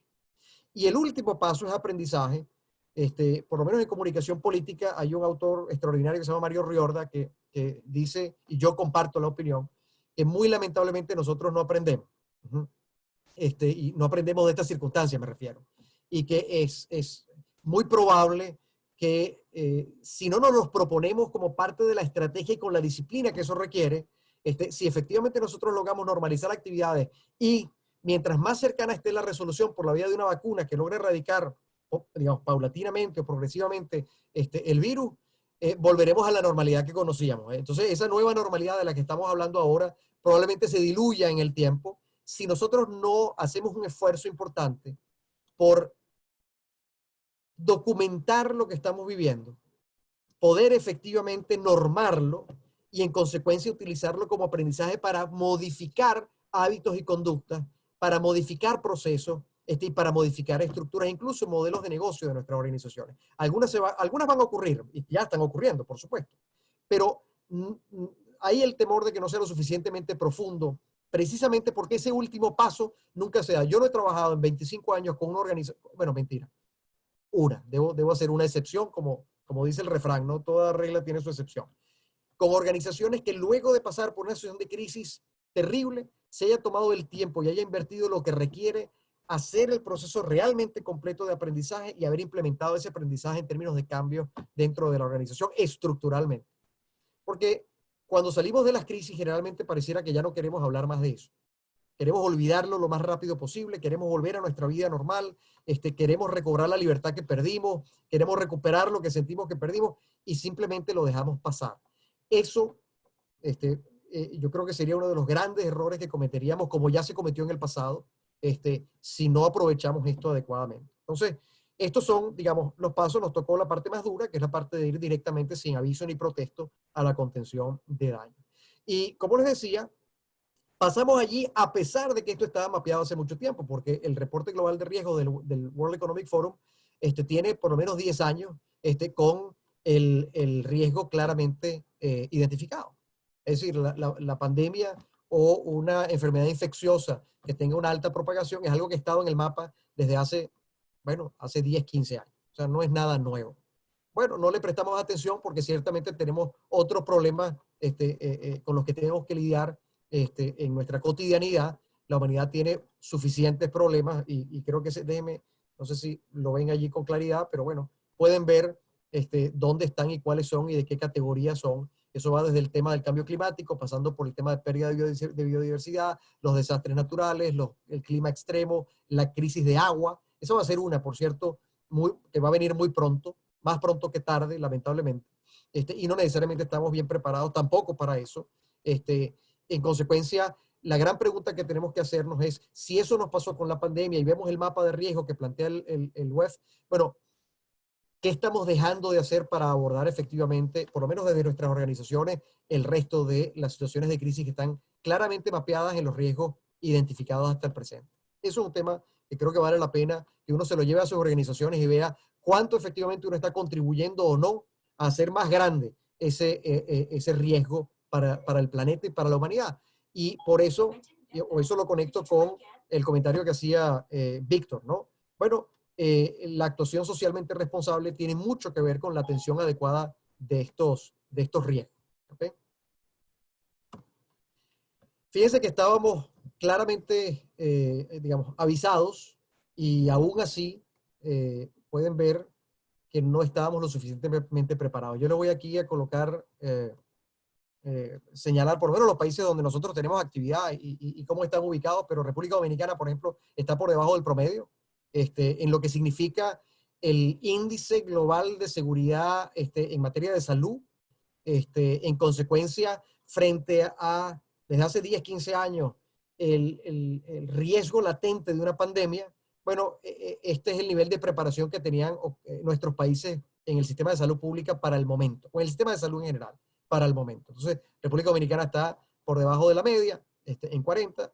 Ni hablar de mi país, que es Venezuela, lo pueden ver abajo al lado de Corea del Norte, cosa que por supuesto uno no sabe si reír o llorar. Por supuesto, lo segundo es lo que aplica. Pueden ver ahí a Guatemala, a Honduras, a México, a España y los Estados Unidos. Y aquí es donde vienen además las paradojas, ¿no? El país mejor preparado en términos de su índice de seguridad de salud, bueno, ha sido no solamente el más afectado, sino el más vapuleado por la circunstancia, ¿no? Imagínense si esa circunstancia ocurre en un país que no tenga de esa dimensión el sistema de salud, por lo menos en esas condiciones. Y otros fenómenos interesantes, por ejemplo, ustedes ven allí a España, yo no sé si mi cursor se ve cuando yo lo muevo aquí para ustedes, pero ven a España arriba Sí, a la izquierda. Sí. Y fíjense que España y Portugal, que son vecinos en la península ibérica, ¿verdad? Portugal tiene un índice menor que España y ha manejado extraordinariamente mejor la pandemia que España. ¿Por qué? Bueno, por un elemento fundamental. Han entendido que la cooperación es absolutamente fundamental para manejar una pandemia y para manejar una crisis de este tamaño. Yo he trabajado en crisis en múltiples sectores, en alimentos, en petróleo, en consumo masivo, y siempre me ha llamado mucho la atención que cuando una empresa en un sector tiene una crisis, su competencia se alegra. Y lo que muchas veces no se da cuenta la competencia es que puede ser arrastrada muy fácilmente por la crisis de su vecino, ¿no? Y siempre menciono este ejemplo porque es histórico y todo el mundo de alguna manera ha leído o ha tenido algún contacto con el tema. Pero cuando ocurrió el derrame del buque Exxon Valdez en un canal de navegación saliendo de Alaska, eso fue por allá por los 80, el buque encalla, rompe el casco, derrama toda la carga y se convirtió para el momento en el desastre petrolero ambiental más importante del mundo. Y, por cierto, se sostuvo como el más importante hasta el derrame del Golfo de British Petroleum. Bueno, cuando eso ocurre, muchos competidores de Exxon se alegraban de aquello, ¿no? Y lo que no vieron venir, porque no vieron el riesgo, no anticiparon en análisis el riesgo, es que los Estados Unidos, el Estado americano, tomó la decisión de que para que cualquier barco pudiese cargar o descargar petróleo en los puertos americanos, iba a tener que tener doble casco. lo que quiere decir que la industria marítima, por lo menos la de carga petrolera, tuvo que reajustar toda la flota para poder comenzar a trasegar petróleo hacia y desde los Estados Unidos. Eso tuvo un costo gigante para toda la industria, independientemente de que efectivamente pues el accidente había sido de una empresa particular y de un buque particular. Entonces hay que tener mucho cuidado cuando uno tiene a su vecino. Por eso dice el viejo refrán que cuando veas las barbas de tu vecino arder, pon las tuyas en remojo. Bueno, en el caso de Portugal, entendió que la buena gobernanza es fundamental. Entendió que la buena gobernanza es la capacidad de influencia y de interacción entre los distintos actores de las fuerzas de un país, en este caso del sector público o privado. En el caso de Portugal, bueno, la oposición y el gobierno se pusieron de acuerdo para trabajar conjuntamente en la atención de esto, dejando la política a un lado. Y han tenido resultados extraordinarios. Eso no ha sido el caso de España. Y España, en consecuencia, bueno, ha sufrido las consecuencias de esa diatriba política alrededor de la pandemia. Entonces son dos componentes que uno no quiere manejar simultáneamente porque tienen impactos muy negativos. Entonces, a pesar de que estábamos avisados, los sistemas de salud no estaban, como podrán ver allí, pues adecuadamente preparados para esto. ¿Qué implica esto en manejo de crisis? Implica que la comunicación es una capa de un proceso, ¿ok?, que desde la crisis requiere una respuesta gerencial. Esa respuesta gerencial requiere entonces una respuesta operacional y esa respuesta operacional requiere también una respuesta comunicacional. Es decir, el trabajo integrado y sincronizado, bien coordinado de esas tres respuestas, la gerencial, la operacional y la comunicacional, son indispensables. Cuando esas tres cosas van cada una por su lado, bueno, pues evidentemente vamos a tener grandes problemas por inconsistencia. ¿Okay? Entonces, es bien importante que si ustedes están manejando la crisis, se aseguren de que la gerencia, la operación y la comunicación del negocio estén bien alineadas. ¿Okay? ¿Cuáles son los retos a los que enfrenta la comunicación en este momento? ¿Y dónde aplica entonces la comunicación en este momento? Y por eso les decía que es omnipresente, porque es transversal a todo lo que pasa y lo que ocurre en una organización. Bueno, tiene que ver con entender el rol que tiene la comunicación de cara a la protección del talento humano, a la protección de la gente, ¿ok? De cómo le genero certidumbre, qué le tengo que comunicar para generar certidumbre en las personas, cómo puedo yo efectivamente además prever estructuralmente, por ejemplo, planes de sucesión en caso de que en una situación como esta pandémica yo pueda tener, por ejemplo, afectados por la enfermedad a personas que ocupan cargos críticos en la empresa y en consecuencia requiero tener claro cómo va a ser el plan de sucesión en caso de que alguna persona fallezca. Y eso, aunque suena duro decirlo, hay que pensarlo y hay que tenerlo claramente mapeado. Y eso va a requerir entonces una estrategia de comunicación claramente establecida para atacar esa situación en particular, ¿ok? Y eso puede ocurrir con puestos de cualquier índole, digamos, generalmente ese trabajo se hace con los puestos de alta criticidad, ¿no? ¿Por qué? Porque es que si eso ocurre, eso tiene una incidencia directa sobre los mercados en función de la confianza que puede tener las audiencias claves sobre la empresa en función de la persona que entonces ahora ocupa el puesto. Entonces, esos son elementos que hay que considerar, sobre todo en una situación como esta que tiene que ver con el tema de la salud. En términos operacionales, cómo la comunicación va a contribuir a la continuidad operativa, porque permite aceitar la maquinaria alineando adecuadamente a todo el mundo. ¿Cómo nos aseguramos como empresa de mantener el revenue stream, de mantener la generación de ingresos? En consecuencia, ¿cómo me tengo que comunicar con mis clientes? ¿Cómo me tengo que comunicar con mis consumidores? ¿Cómo me tengo que comunicar con el gobierno para todo lo que se refiere al cumplimiento regulatorio de aquellas cosas que pueda cumplir o aquellas cosas que no pueda cumplir y tenga que negociar? ¿Ok? Eso entonces tiene que ver con mis obligaciones legales. Y por cierto, y con mi mayor respeto por los abogados, por si hay alguno en la audiencia, porque tienen una labor importantísima, porque por cierto, no hay nada que comunicacionalmente se haga que no deba ser vista por el abogado. Es decir, los abogados de la compañía tienen que cerciorarse de que todo lo que comunicacionalmente se va a transmitir no contravenga ningún elemento de carácter legal para la compañía. Pero es muy importante que la comunicación de la compañía no se haga solamente desde la perspectiva legal u operativa. Y eso es fundamental porque lo he visto pasar muchas veces, donde entonces, no sé, este comunicado o esta carta para fulano es legalmente correcta, pero es políticamente incorrecta y genera a veces más daño que bien. Entonces, hay que procurar un balance apropiado entre las partes y por eso la mesa del comité de crisis es tan importante. ¿Y cómo ayudamos a la gestión de la cadena de valor? ¿Cómo nos comunicamos con nuestros proveedores? ¿Cómo negociamos con nuestros proveedores?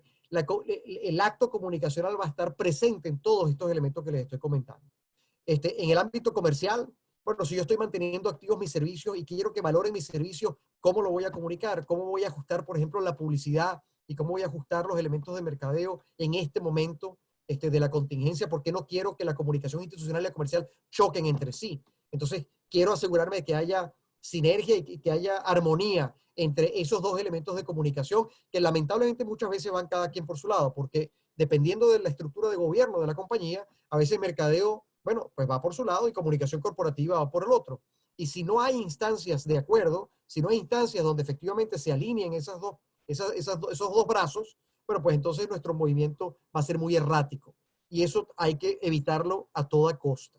¿Okay? Y tecnológico, porque efectivamente, bueno, hay cambios que están sucediendo. Nosotros todos estamos en este momento en casa, en teletrabajo. Eso implica que nosotros tenemos la tarea de facilitar desde el punto de vista comunicacional la comprensión de lo que significa este nueva modalidad de operación, pero al mismo tiempo implica que las empresas van a sufrir grandes procesos de transformación que van a tener implicaciones.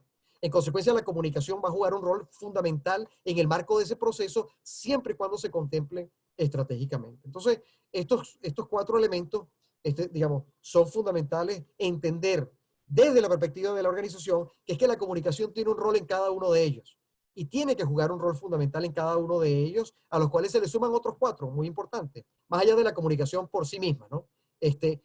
Lo social, bueno, ¿cómo nosotros vamos a participar de la buena gobernanza? Tiene que ver con el relacionamiento estratégico, tiene que ver entonces con nuestra capacidad de escucha social. ¿Qué es lo que se está conversando sobre nosotros en este momento en la calle? Lo sabemos. Sabemos cuál es la evaluación que las personas están haciendo sobre nosotros y nuestra actuación frente a la crisis.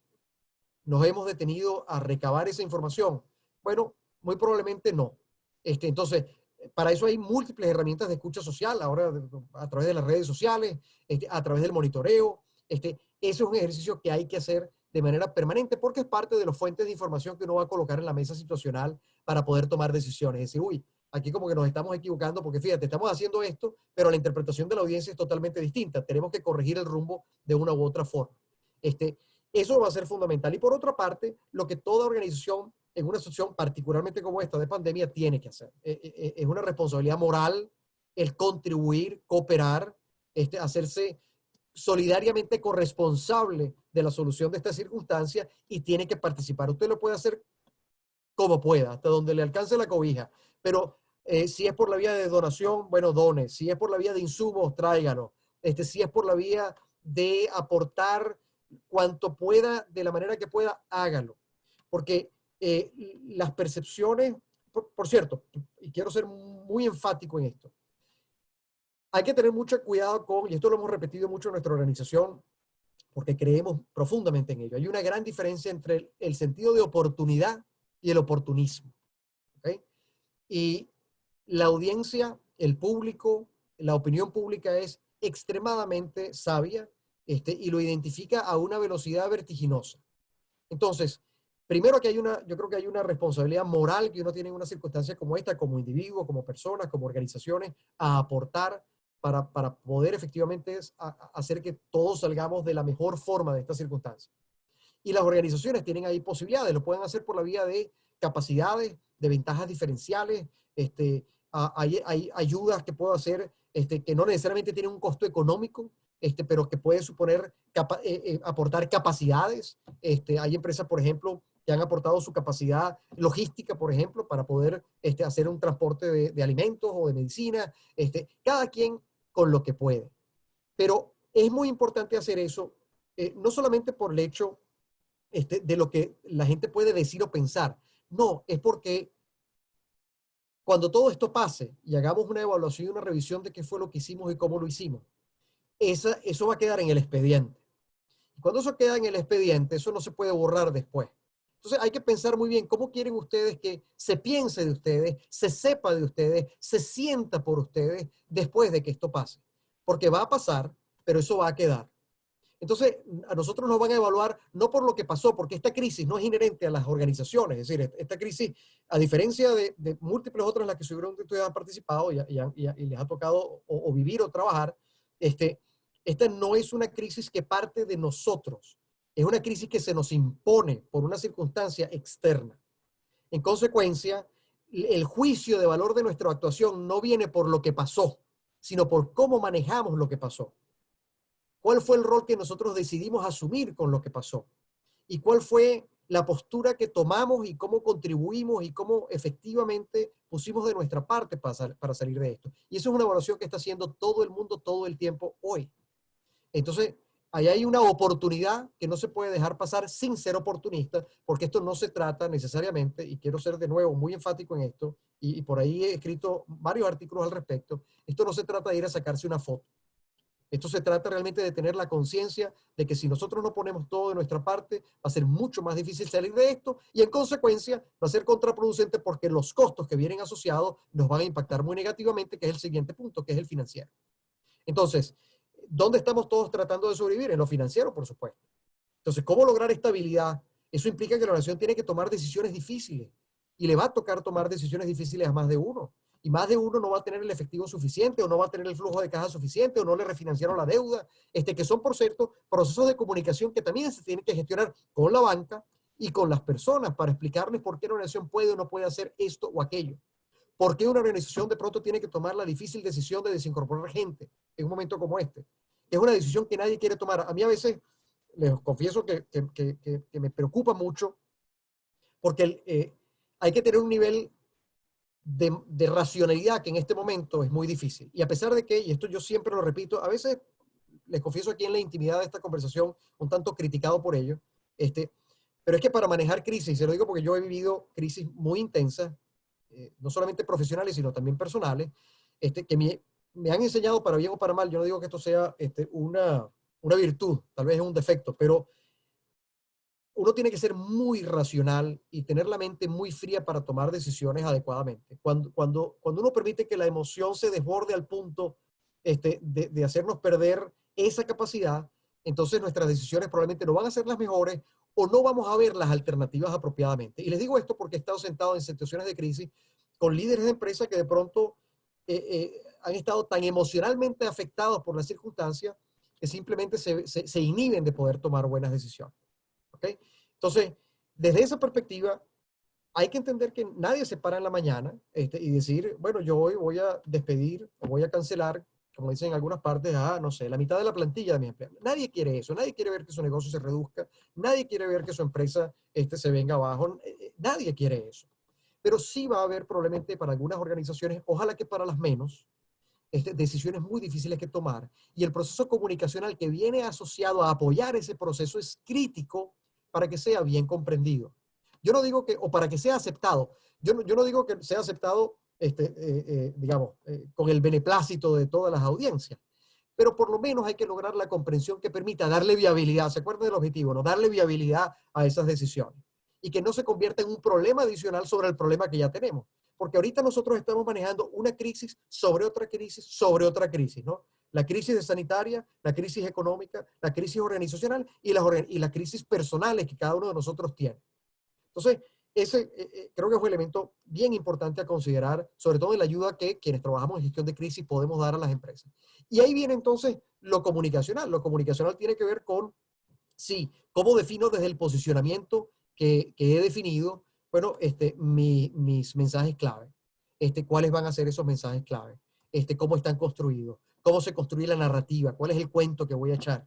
¿Okay? Y cuando digo cuento, lo digo desde el mejor de los sentidos. ¿Quiénes son los voceros? Muy importante. ¿Quiénes son las personas que dan la cara por la organización? ¿Cómo yo definí que son esos y no otros? ¿Cómo viene eso asociado a la habilidad o al cargo? ¿Están preparados lo suficientemente bien o no? ¿Tienen capacidades para poder manejarse apropiadamente ejerciendo la vocería, sí o no? ¿Cuántos voceros tengo y qué rol cumplen? ¿Por qué? Porque en situaciones de crisis, la vocería se ejerce simétricamente. Y cuando se ejerce simétricamente, a veces se corren unos riesgos. Entonces, uno tiene que tratar efectivamente de colocar a distintos voceros a distintos niveles para que tú puedas tener, en el mejor de los sentidos, por favor, les ruego no me malinterpreten, uno pueda jugar con ellos. Es decir, si el problema es pequeño, yo necesito un vocero del tamaño apropiado para ese problema. Si el problema es muy grande, necesito el vocero que tenga el peso como para eso. Entonces, yo tengo que tener, eso obviamente va a depender del tamaño de la organización. En organizaciones unipersonales, bueno, ni modo, hay que jugarlas todas las posiciones. Pero en organizaciones medianas o más grandes, bueno, hay que poder tener flexibilidad y debo tener la capacidad de poder construir lo que se denomina un speaker's bureau, o un buró de vocería, que permite tener a distintos voceros para distintos objetivos, para distintas audiencias. ¿Okay? Tengo que controlar los medios, evidentemente tengo que estructurar mi propia plataforma, tanto de los medios online como del offline, y tengo efectivamente que ejercer control sobre los medios de comunicación que están a su disposición. Por cierto, eso es una ventaja extraordinaria que hace 20 años, 15 años no existía. Uno dependía de los medios de comunicación social, los grandes medios, los periódicos, la radio, la televisión, y el internet estaba empezando. Hoy tenemos la gran ventaja que disponemos de nuestros propios medios. Nosotros tenemos nuestra propia plataforma que debe estar bien gestionada para poder efectivamente llegar a nuestras audiencias, y eso es una gran ventaja porque me agrega velocidad en el proceso, controlando la narrativa, en consecuencia controlando el cuento. ¿Saben qué es difícil? Cuando en una situación de crisis alguien echa el cuento primero que ustedes, porque una vez que esa idea se coloca en la mente de sus audiencias, es doblemente difícil tratar de modificarla. Ya no es tan simple como llegarle con mi contraargumento, ¿ok? Entonces, como dice aquel viejo refrán, el que pega primero pega dos veces, ¿no? Hay que procurar efectivamente. Ahora, las organizaciones son alérgicas a eso. Uno como consultor les dice eso y les da urticaria. Les da mucho miedo y es normal. Es absolutamente humano que nos dé miedo en este tipo de situaciones. Eso es parte, por cierto, del trabajo que el consultor en materia de gestión de crisis tiene que hacer. Tiene que también que manejar muchas de las emociones de la organización, ¿ok? Y tiene que cubrirse de mucha paciencia y de mucha habilidad para gestionar apropiadamente ese otro lado de las empresas que son personas al final del camino, ¿no? Allí la mente fría ayuda mucho. Bueno, los canales internos y externos. Y hay que definir flujo, frecuencia, tono, el tono de la comunicación, la frecuencia con la que vamos a estar comunicando. Una cosa importante en crisis es que se comunique frecuentemente. Es decir, ¿por qué? Porque los periodos de silencio lo único que hacen es, bueno, ser caldo de cultivo para la especulación. Y si no, fíjense lo que está pasando con, por cierto, a lo mejor alguno de ustedes me da la noticia porque no me he enterado, pero Kim Jong-un, nadie sabe si está vivo, si está muerto. O sea, se especula de todo alrededor del hombre. Se especulaba hace poco se me fue el nombre, de Nicaragua, de Daniel Ortega, en relación a su estado de salud. Bueno, ¿por qué? Por el silencio. El silencio lo que da es espacio para la especulación. ¿Y todo esto a qué nos lleva?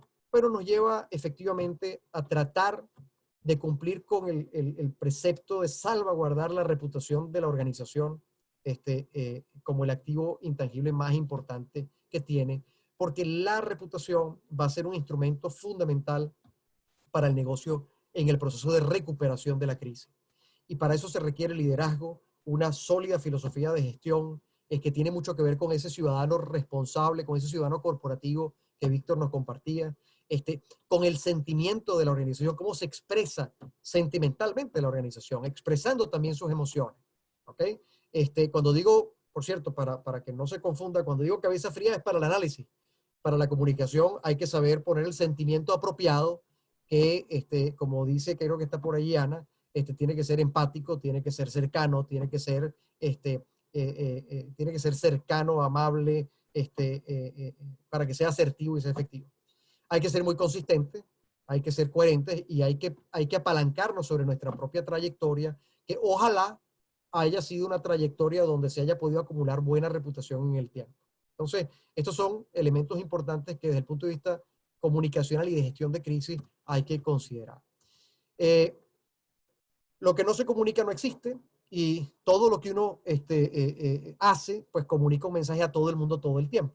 Y esos son dos elementos que no se nos pueden olvidar. Esos tienen que estar ahí presentes como una especie de mantra que nos acompañe durante la gestión de crisis de forma permanente. ¿Okay? Entonces, para ir redondeando algunas cosas, Manuel, porque no sé si ya estoy pasado de tiempo o cuánto me queda. Tú me dirás.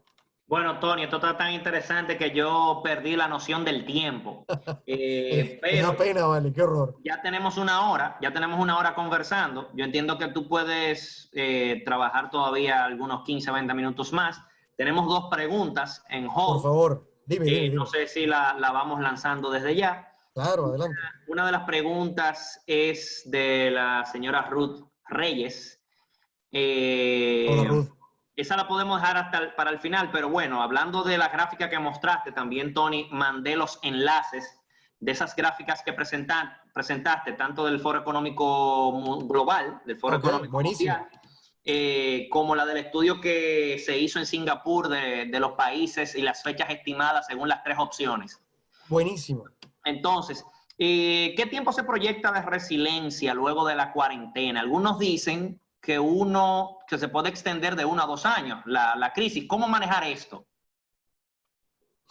Bien, a ver, bueno, ya no es cuarentena, ya vamos creo que por cincuentena, ¿no? Así es. Pero, a ver, como les comentaba hace un rato, nosotros vamos a tener que convivir con esto, por lo menos, sí, algunos dicen un par de años, eso va a depender de la eficiencia de los laboratorios y del mundo científico por obtener la cura o el tratamiento o la vacuna. Porque al final, el problema de esto ha sido, y todos ustedes creo que hemos escuchado esto suficientemente, esto tiene que ver con la velocidad de propagación, realmente. No tiene necesariamente que ver con la mortalidad. Lo que pasa es que el nivel de propagación hace que colapsen los sistemas de salud. Entonces, lo que se quiere cuando hablamos de aplanar la curva es fundamentalmente eso. Entonces, volveremos, en la medida en que logremos controlar el volumen que agobia el sistema de salud, vamos a poder entonces volver a ir recuperando poco a poco cierta normalidad, entre comillas. Ahora, ¿qué pasa? Que hay cosas que han cambiado definitivamente.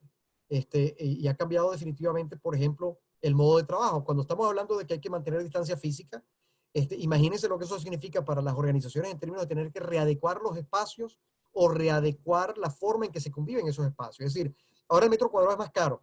Vamos a empezar por allí. ¿Por qué? Porque el metro cuadrado ahora, necesito más metro cuadrado para cada individuo que forma parte de mi organización, para que puedan mantener la distancia entre sí, ¿ok? Por poner un ejemplo.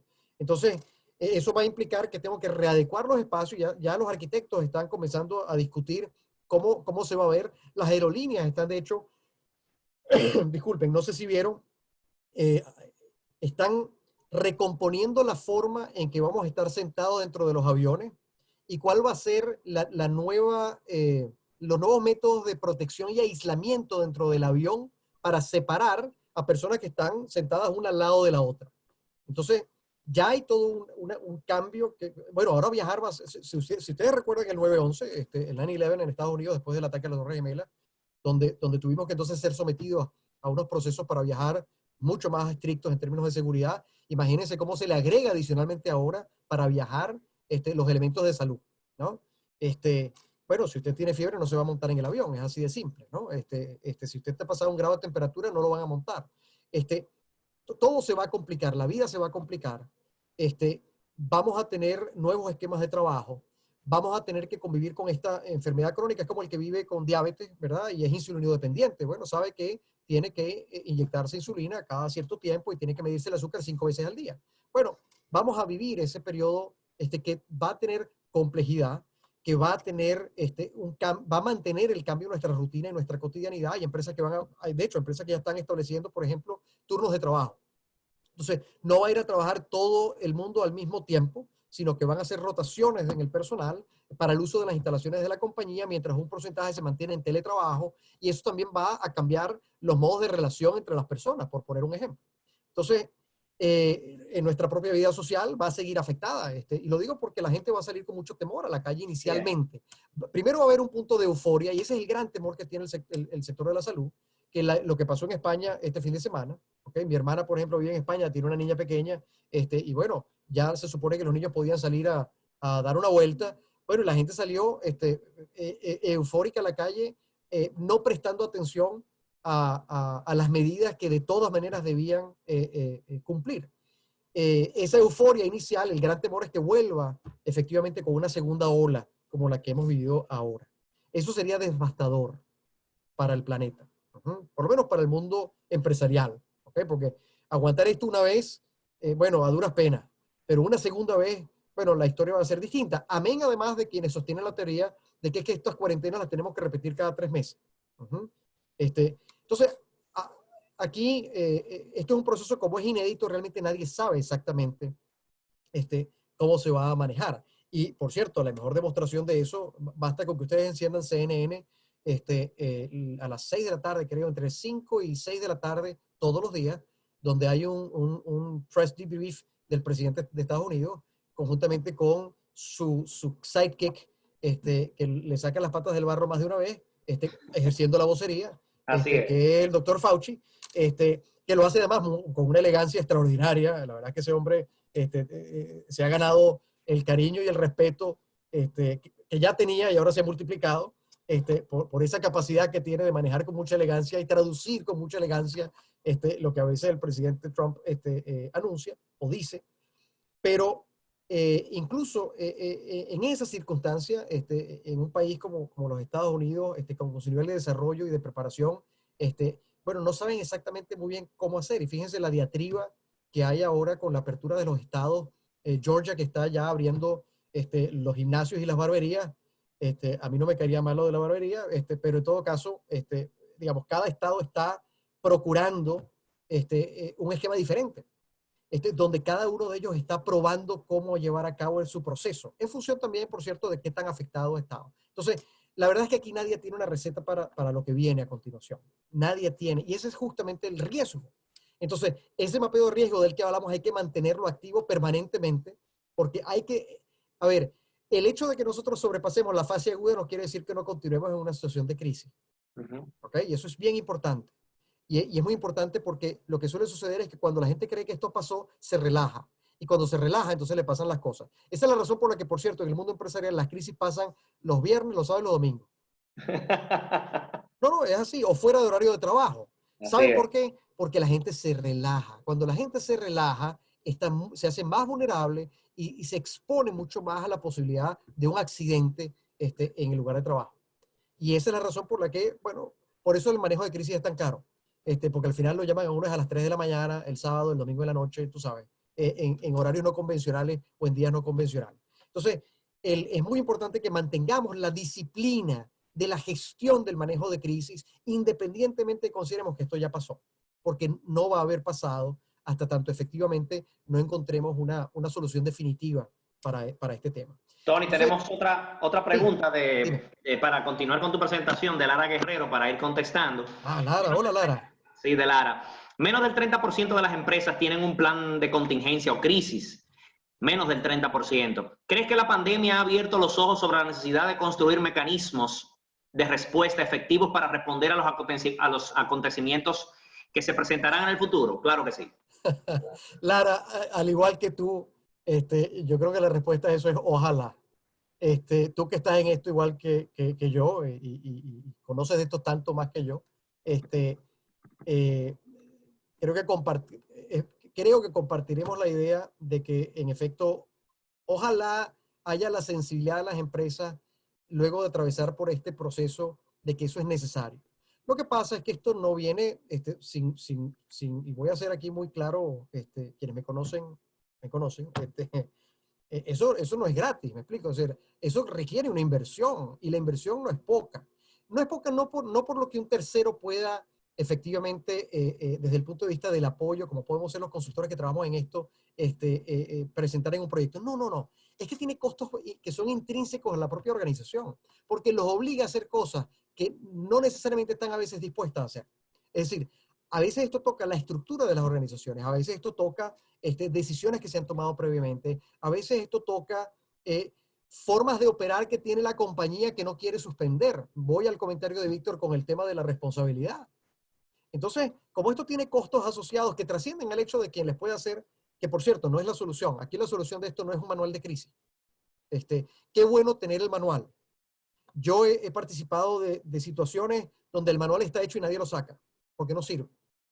No sirve no porque no sea útil, sino porque lo hicieron hace 10 años. Y resulta que es que el manual está desactualizado, ya ni siquiera tiene la información de las personas que están gestionando la compañía. En fin, miren, por lo menos el abordaje que nosotros le damos es de cómo instaurar culturalmente en la organización una cultura de gestión de riesgo, una cultura de alerta temprana. ¿Qué pasa con las alertas tempranas, Emanuel? Que lamentablemente en las organizaciones generalmente son son punitivas con aquel que levanta la mano para decir que algo está mal. En lugar de tomar el comentario, ojo, a veces no nos agrada el comentario y se vale ponerse bravo y se vale de pronto sentirse mal y evadirle un ratico. Pero la persona responsable va a terminar por tomar esa información y convertirla en un ejecutable que contribuya a resolver. Pero en muchas organizaciones lo que suele suceder es que, bueno, te cortan la cabeza. Recibes un castigo en lugar de un premio. Por levantar la mano y decir, aquí yo veo un riesgo latente que en cualquier momento se va a convertir en una situación de crisis para la compañía, sea operativa, financiera, lo que sea.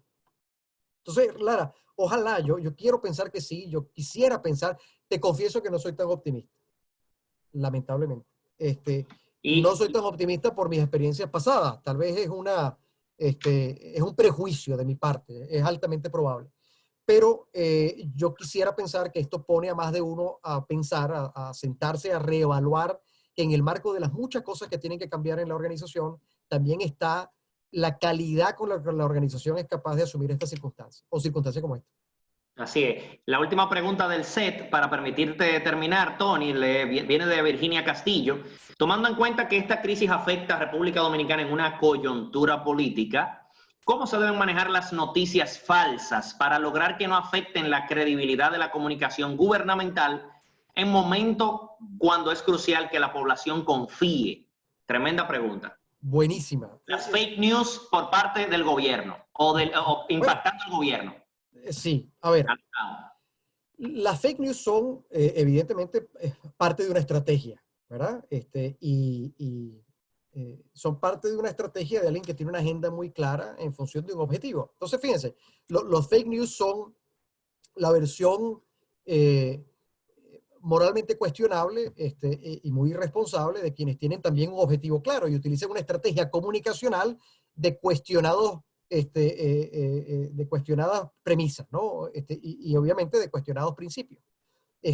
Ahora, ¿cómo se combaten los fake news? Los fake news se combaten con información, se combaten con transparencia, se combate con veracidad, se combate con una estrategia de comunicación proactiva, se combate dando la cara, se combate estableciendo canales claros para que las personas puedan informarse por la vía de fuentes veraces y fidedignas. Y fíjense qué interesante, frente al fenómeno de los fake news, no solamente las inversiones que están haciendo empresas como Facebook o Twitter por procurar efectivamente combatir los fake news desde la fuente, sino adicionalmente a eso, cómo los medios tradicionales comienzan a tener una relevancia sustantiva y, por cierto, comienzan a moverse hacia esos medios tradicionales nuestros públicos. ¿Por qué? Porque saben que el medio tradicional, me refiero a los periódicos, bien sea en su versión digital o impresa, tienen unos tamices por los que pasan esas fuentes y esa información para verificar la calidad y la veracidad de ella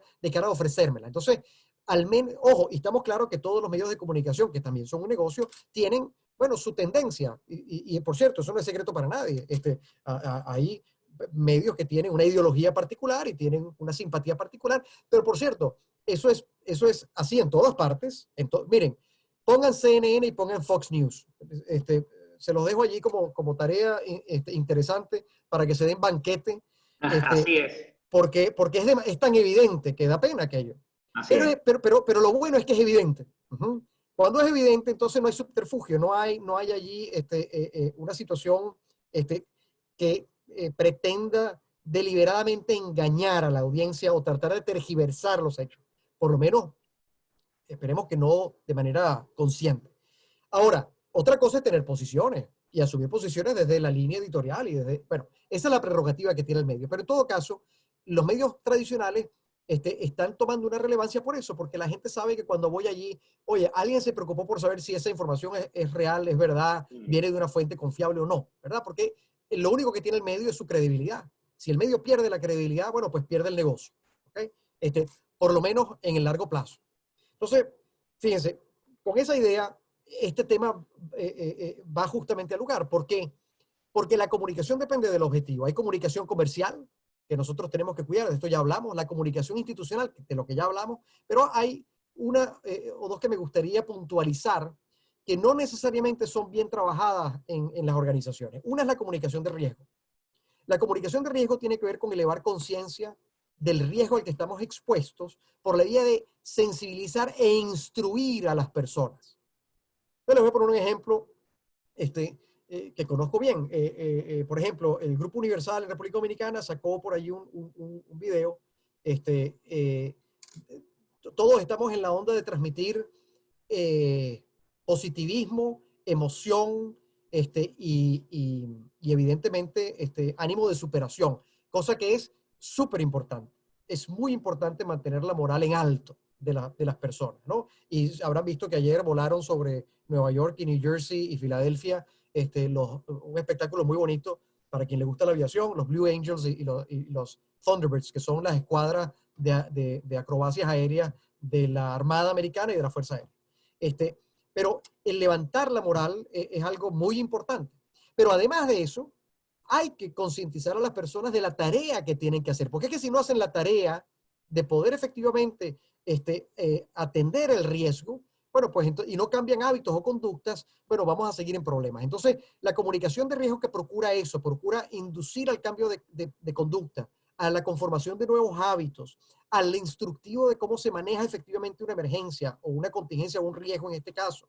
¿Okay? Es súper importante. Entonces, esa comunicación de riesgo es parte de la tarea de toda organización en este momento, de toda organización, hacia adentro y hacia afuera, hacia el público en general, porque es una contribución importante. Entonces, ese es un elemento que no podemos perder de vista. Y la otra tiene que ver con la comunicación de continuidad de negocio.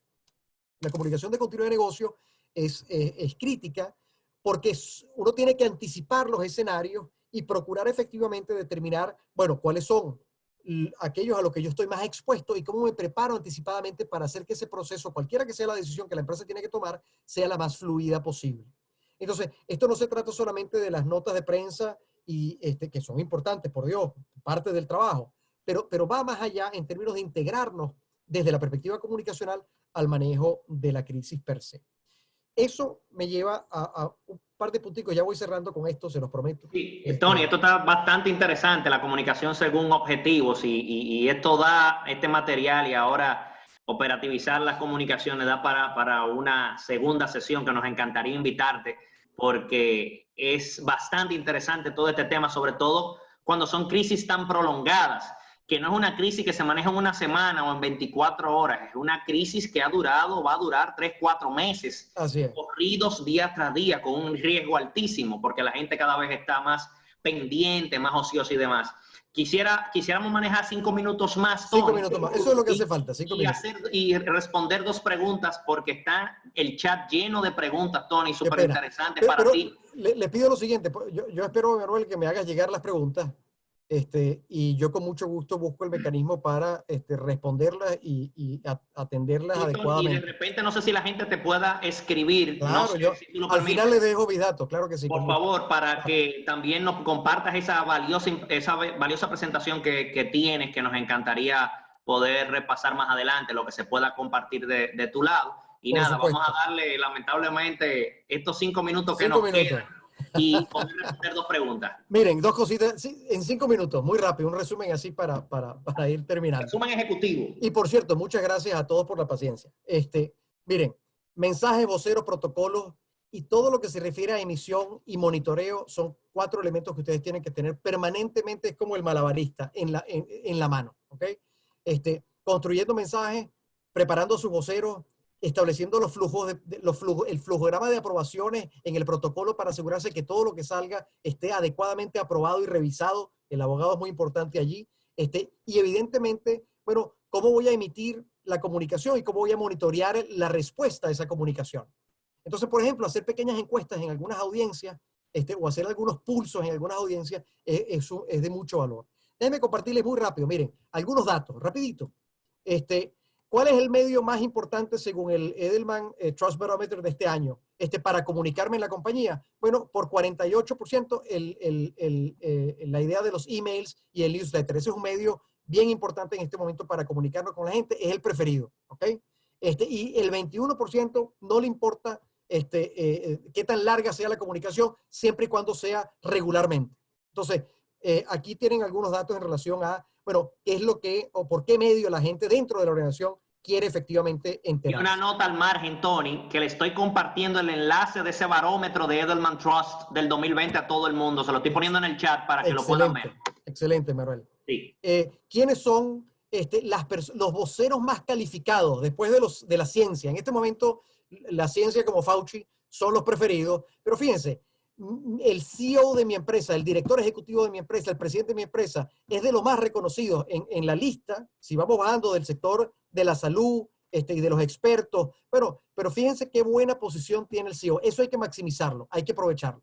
Y fíjense que el que sigue son mis colegas, son mis colaboradores, son mis compañeros de trabajo. Entonces, si esa es la realidad, imagínense la importancia que tiene comunicar hacia adentro en este momento con regularidad para tratar efectivamente de dar la mayor cantidad de certidumbre posible, ¿verdad? Ese es parte del reto que hay hacia adentro de la organización, porque es muy difícil en este momento poder predecir, y esta es la preocupación más grande que tiene el ámbito de recursos humanos, que es poder, la pregunta que hacían hace un rato, poder predecir el futuro del lugar de trabajo es en este momento la mayor preocupación de todo el sector de gestión de talento y de recursos humanos. Y fíjense, para el punto de Víctor, el consumidor va a ser no solamente más activista, sino más crítico. El 48% dice del Shopper View de 2020 que va a ser más crítico con las acciones de la empresa. Es decir, que van a ser más acuciosos, van a ser mucho más incisivos en la manera en que van a evaluar la gestión de empresa en relación a la sociedad. Y el 38% va a comenzar a ver las marcas de una manera diferente. Oye, si tú fuiste la marca que le dio la mano a la sociedad cuando estábamos pasando por este problema, te voy a ver con ojo de cariño, distinta a la marca que yo siento que no hizo lo que debía hacer en su momento. Y ya estamos viendo cómo efectivamente hay productos, obviamente hay productos que por la circunstancia y la crisis se han disparado, ni hablar de los productos de higiene personal, pero ya comenzamos a ver cómo comienzan a cambiar las prioridades del consumo. Y esas prioridades del consumo se van a mantener con cambios importantes durante los próximos meses, por no decir años, en función de cuánto dure esta fase aguda y luego la fase crónica de la pandemia. Entonces, son elementos a considerar porque el comunicador tiene que ver hacia adelante, tiene que ver el futuro, tratar de dibujar el futuro para entonces comenzar a establecer en el marco de su estrategia cómo comunicar con efectividad. Y con esto cierro, rapidito. Miren, el trabajo de nosotros, quienes estamos en comunicación, es construir, mantener y defender la reputación de la compañía. Y para eso, yo se los voy a dejar con Emmanuel, que seguramente se los puede hacer llegar. ¿Cuáles son las preguntas que nos tenemos que hacer para lograr esas tres cosas? Para construir reputación, ¿qué clase de empresa quiero ser? ¿Cómo se corresponden mis acciones con lo que yo quiero transmitir a mis audiencias? En fin, una serie de preguntas que nos invitan a establecer la base firme sobre la cual construir nuestra reputación. Luego el ejercicio de qué es lo que tengo yo que preguntarme para mantener esa reputación en el tiempo y construir trayectoria. Y finalmente cómo defender mi reputación como en este momento. En este momento lo que está en la línea de batalla es el negocio, la sostenibilidad del negocio, evidentemente la vida del negocio, pero también la reputación del negocio. Entonces, no se nos olvide que los que logremos sobrevivir, ojalá, esta circunstancia, ¿verdad? Vamos a tener que, o queremos llegar al otro lado, habiendo preservado la reputación que hemos construido en tanto tiempo. Eso va a ser una tarea fundamental. Porque la reputación es una moneda de cambio. Y esta es la última, prometido, Manuel. Pero no se les olvide esto. La reputación es una moneda de cambio. Es una moneda de cambio porque la reputación al final se traduce en confianza. Es confianza. Y la confianza le da velocidad a mis transacciones. Y cuando yo soy más veloz en mis transacciones, yo disminuyo mis costos.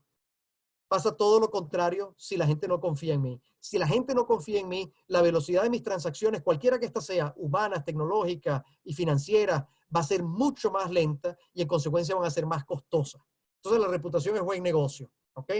Así que con eso y con esto termino porque no puedo dejar de hacer una comunicación de riesgo apropiada, ¿verdad? Bueno, no olviden por favor lavarse las manos cada 20 segundos, por lo menos 20 segundos. Acuérdense de mantener la distancia física, no se toquen mucho la cara. Cúbranse cuando tosen y estornuden. Si tienen fiebre o dificultad para respirar, por favor, acudan al médico y sigan las recomendaciones de las autoridades sanitarias para que todos juntos, Dios mediante, podamos salir de esto de la mejor manera, apoyándonos los unos a los otros, cooperando, que es un elemento absolutamente crítico y fundamental para poder salir de un problema que nos agobia a todos, que nos afecta a todos y que Dios mediante logremos superar como personas, como sociedad, y como empresa. Muchas gracias, Emanuel, por el tiempo, y a quienes están conectados les agradezco enormemente la paciencia. Muchas gracias. Tony, muchísimas gracias, maravilloso, de verdad. Y antes de despedir, Tony, quiero que respondamos una pregunta que está en cola desde hace mucho de Romina Vázquez y Romy. nos des tus correos y contactos para aquel que quiera, que su pregunta no fue contestada, se la mande a Tony. Claro, y si quiere la presentación, Tony va a coger lo crítico y se lo va a compartir por correo. Entonces, Tony, pregunta Romina, ¿cómo entiendes que afectaría las relaciones públicas, organización de eventos, este tema del COVID cuando regresemos a la normalidad? A ver, repíteme de nuevo, perdón, Emanuel. ¿Cómo entiendes que afectaría a las relaciones públicas y organizaciones de eventos este tema? Bueno, a ver. Retornemos, es lo mismo que tú decías antes con salir a los restaurantes y de manera normal. Bueno, a ver, depende de lo que entendamos. A ver, desde la perspectiva de las relaciones públicas, bajo el entendido de las relaciones públicas como una actividad estratégica para la compañía, creo que va a ser fundamental y crítica para el sostenimiento de un marco de relaciones bajo un esquema donde la proximidad se va a ser limitada. Ahora, los eventos, que son otra cosa, los eventos van a pasar a formatos diferentes. Aquí tenemos un evento, aquí hay ¿cuántas personas quedan? Aquí no muchas, pero... Quedaban 50. Quedaban 50. Bueno, 50 personas estamos aquí reunidas. Bueno, esta reunión no puede hacerse de otra vía que no sea. Llegamos a 70, Tony, todavía hay 50 personas. Pero estamos aquí, es lo que quiero decir. O sea, el formato va a cambiar, ¿ok? Pero la necesidad de que apliquemos mayor creatividad para generar nuevos formatos que nos permitan estar juntos va a ser más importante. En consecuencia, los eventos físicos, por supuesto, miren, en Estados Unidos ya se está trabajando sobre la premisa de que un restaurante, por ejemplo, para poder operar, solamente puede aceptar en su local el 25% del aforo. Imagínense lo que eso significa económicamente para un restaurante, ¿ok? Cuando yo les decía que el metro cuadrado se hace más caro. Bueno, eso puede ser devastador para muchos negocios. Entonces, sí vamos a tener que cambiar en múltiples formas nuestra forma de operar, nuestra forma de generar estos espacios. Los eventos no van a ocurrir en el corto plazo. Ahí pusieron las Olimpiadas para el 2021 y estará por verse de aquí a allá. Ojalá eso sea así y ocurra. Pero ahí, Romy, yo lo que te diría es que yo creo que las relaciones públicas cobran un rol fundamental porque ahora hay que gestionar nuevas relaciones en nuevos formatos de distinta manera. Y eso es todo un reto fascinante que creo que nosotros tenemos la responsabilidad de liderar quienes nos dedicamos a esta actividad. Y tú lo sabes bien porque eres experta en el tema. Gracias. Gracias, Tony, por tu respuesta. Agradecer de verdad a todos los participantes que estuvieron conectados durante 1 hora y media y un poquito más de interesante información acerca de comunicación estratégica en tiempos de crisis por Tony. Agradecer también a Chess Space y Startup Grind por crear este foro, este espacio de Coming Together, una serie de actividades online que vamos a tener con temas estratégicos, temas específicos, con expertos como lo es Tony, con una tremenda reputación en las últimas décadas en términos de comunicación estratégica. Y de verdad, señores, gracias a ustedes, buenas noches. Agradecer de nuevo a Chess y a Startup Grind por crear este foro e invitarme a mí para moderar este evento con Tony da Silva. Todo el que quiera hacerle alguna pregunta o requerir la presentación de Tony, ya les puse el correo en el chat, también está en la presentación. Y Tony, fenomenal, magistral. No, muchas gracias. Gracias a todos.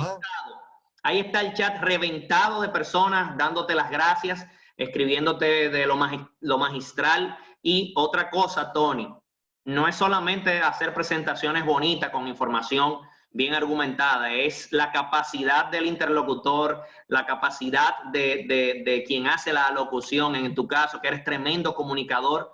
De verdad, felicitarte por tu capacidad de comunicar claro y específico y sin muletillas, Tony, sin muletillas. Oye, no te creas, a veces soy tan claro que me meto en problemas, ¿oíste? Pero en todo caso, muchas gracias por tus palabras, Emanuel, te lo agradezco mucho y de verdad, mil gracias a todos ustedes por la paciencia y por estar acá. Tony, muchísimas gracias y buenas noches. Gracias a todos, señores. Escríbanle a Tony. Buenas noches.